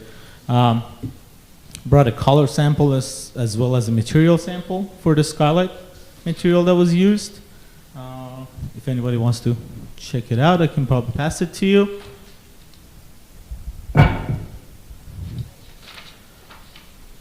The enclosed patio will be actually aluminum and plexiglass. There will be bifolding nanowall doors that would open up to the exterior when the weather is nice. And it will be closed when the weather is raining. Harris, can you just point that out on the site plan or the architectural site plan for us, just to? Yeah. So enclosed patio will be this space. Okay. Skylight is over here. Got it. They both are the same color material as the exterior metal used in the building previously, which was just repainted black, matte black color, just like this one, kind of. Okay. And I have some actual pictures of the building. So yeah, I want you. So the covering, I mean, it's hard to see in the picture because of the angle, but you're adding a a roof all in black metal? Is that? On the skylight part or the No, enclosure? right On the there. patio. Yeah. So just, okay, just a solid standing seam black metal roof Exactly. with a fascia around it? Yeah, going all the way around just to match the exterior of the building. I have some more actual pictures of the building over here. I threw in some food pictures to get everybody hungry, just in case it's needed. There you go. It's a bad time. I'm a restaurant owner, I always advertise. It always helps. You didn't bring food though. That No. would have been a win. I should have actually. So you can see some actual pictures of the building in those pictures and some interior finishes. So that roof on the patio enclosure is flat? Or will it have a slight? It has a bend? slight tilt, yeah. It has a slight tilt to make sure the water flows down from it. Does it have a gutter system, or is it just free to drain off the edges? It has a gutter system around it that will come back down. That I would have to ask it's manufactured. It just sent to us manufactured, but it does have a gutter system. And the main concern we had was the skylight that is visible from outside. Can we stick with the patio first? Yeah, Do of that course. first. So how's that so that's just, it's just glass? It's just technically plexiglass. Plexiglass, black metal frame, Exactly. and it doesn't open? It doesn't open. Actually, sorry, over here. So these doors will fold up. So these are bifold. Oh, So they'll fold up and go to the side. okay. So that's what makes it basically enclosed. So if the weather is nice and weather permits, these will be folded back up. So that's sitting a couple like of feet more like a inside nano that, wall. inside that wall, I guess. Exactly, yeah. We Leave didn't room want for it- to leave mess room for it with, to fold up. yeah, we didn't want to mess with the existing structure of it, so we just kept everything as is. Okay. Actually, no, I don't have any news. And that's conditioned space then, obviously, because it's. Yes, it will be conditioned AC. It will be have those split units inside. That just helps with the AC in condition. That'll have to be sprinklered too, won't it? Yeah, it will. This conditioned space, it probably will. Yeah, oh, it's good. They might be It's able to enclosed. use, it might be enough distance that they can use the fan heads on the exterior wall. I don't know. Yeah. And then are you planning to, so it's conditioned space, so you'll have split units, you said, okay. Correct, yeah. And then you'll have some lighting out there too? We'll have lighting in there. Lighting is actually built into the system itself. It is. What kind of system is this? I think the company is called a Zenko awning. How- So spell they it. do multiple different systems. They do like a louver system that opens and closes. Okay, They do the fold back system, a Zenko awning, a Zinco, A spell Zenko. that. AZENCO. C-O, all right. Yeah, they build multiple different structures. So So, but this is gonna be a folding partition type, this is going to be fold partition type, yeah. okay? So in other words, you can open this up when it's nice weather outside. You Correct, can open yes. this up to the outdoors. Because right behind it is actually, you won't be able to see, but the doors that actually connect to the actual building, those are also nano wall doors. So all this could fold all the way up, opens up to our bar, just like these do. So you know, the roof, maybe easier to show you that. The new roof is below this. This is like a row Correct. of windows, I guess? Yeah, it's So going to be. it's going to meet on that stucco Exactly. section right there? Yeah. Okay. All right. So can you touch my So screen? actually, I think you can kind of see it right over here. So those windows that you see around the restaurant will most likely stay, and it will start from back there coming down. And then it, okay, it wraps around to where the stone starts, because that's the end of the patio. Correct. That's right. If I have a picture. It'll basically go to that, because that's the end of the patio, right? Yeah, I'm looking at it. Yeah, it meets on that stucco, that darker color, right below that row of windows.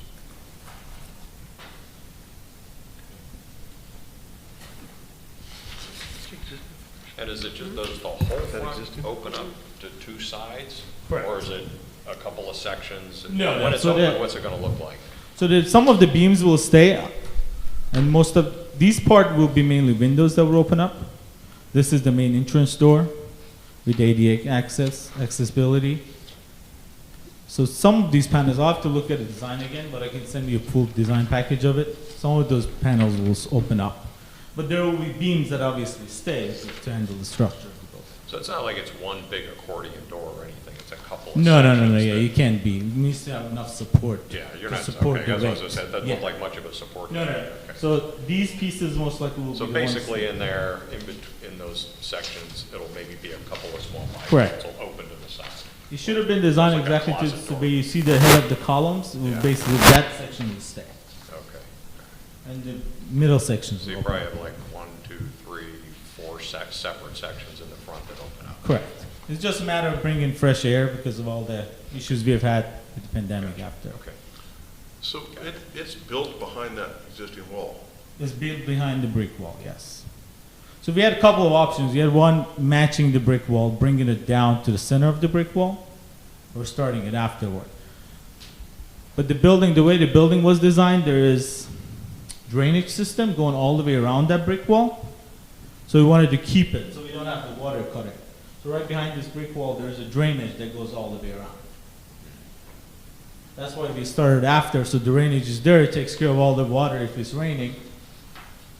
You're talking like a channel drain that's in the. Correct, on the yes. inside of the wall. So if the brick wall is, if this is the brick wall, right here, all the way around, there's channel drainage Yeah. going throughout the patio. I think from our perspective, seeing it from the outside, that'll probably look okay.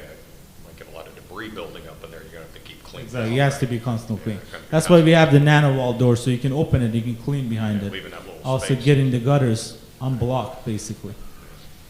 Okay. Seems pretty straightforward. Yeah, actually, I'm looking at it online now. They've got some very nice systems, so. They're very high-end in design. The stuff that they have are pretty cool. Okay. Yeah. I feel better now that I looked at it online. Yeah, We wanted to go with the louver system originally, Yeah. but there is a chance of leakage when those systems are installed. that's, It's not, Yeah, who's the downtown restaurant that has that louvered system up top? Holmes, yes. yeah. We're actually putting in another restaurant in Men Park, the same Okay. kind of louver system for our exterior.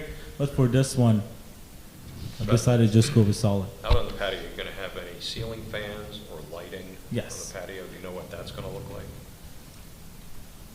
I think, Not 100% sure. We haven't really gotten that far with it. Do the lanterns stay on each of those columns? Lanterns will stay, yes. Lanterns stay, okay. If you look at the package, you should have our new lanterns already in there.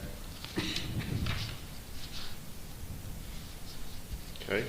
Any other questions about the patio enclosure? All right, let's just talk about the skylight a minute. I think it's certainly a good idea to bring light into your dining room. I was just thinking, how do we minimize the height of that skylight, like a low-profile skylight or something? Low profile skylight. I think so. Then it's completely concealed behind Yeah. the parapet and everything. So that's one thing Officer Brent told me. We can probably lower it.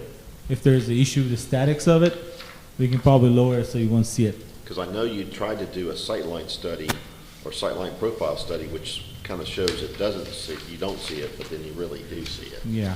So that's the only thing I would suggest, because I know you can get a low-profile skylight. So where you see that little triangle starting? Yes. That's kind of a part that it could be lowered Yes. to. Yeah. You just And change tilt the it slope so on you it. don't see it from outside. You still get a Yeah. slope, but yes, not as.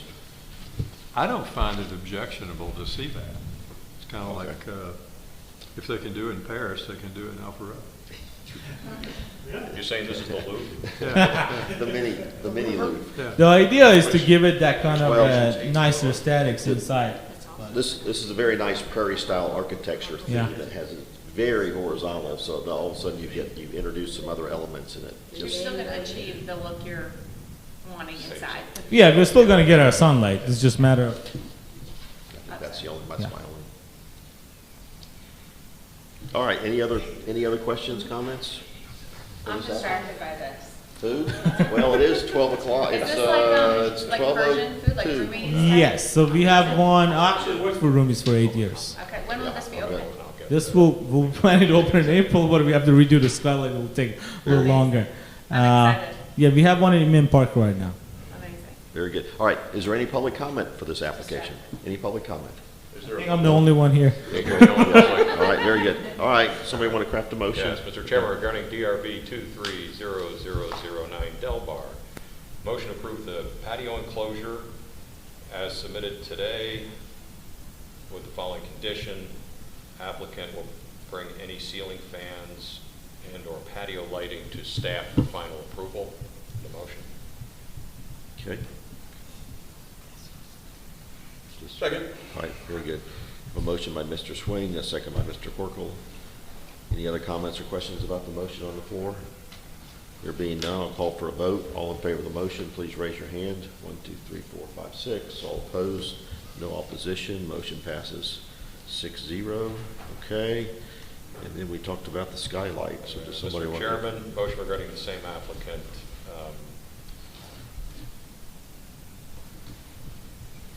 To condition that the skylight be lowered so that it is not visible from the exterior of the building. Second.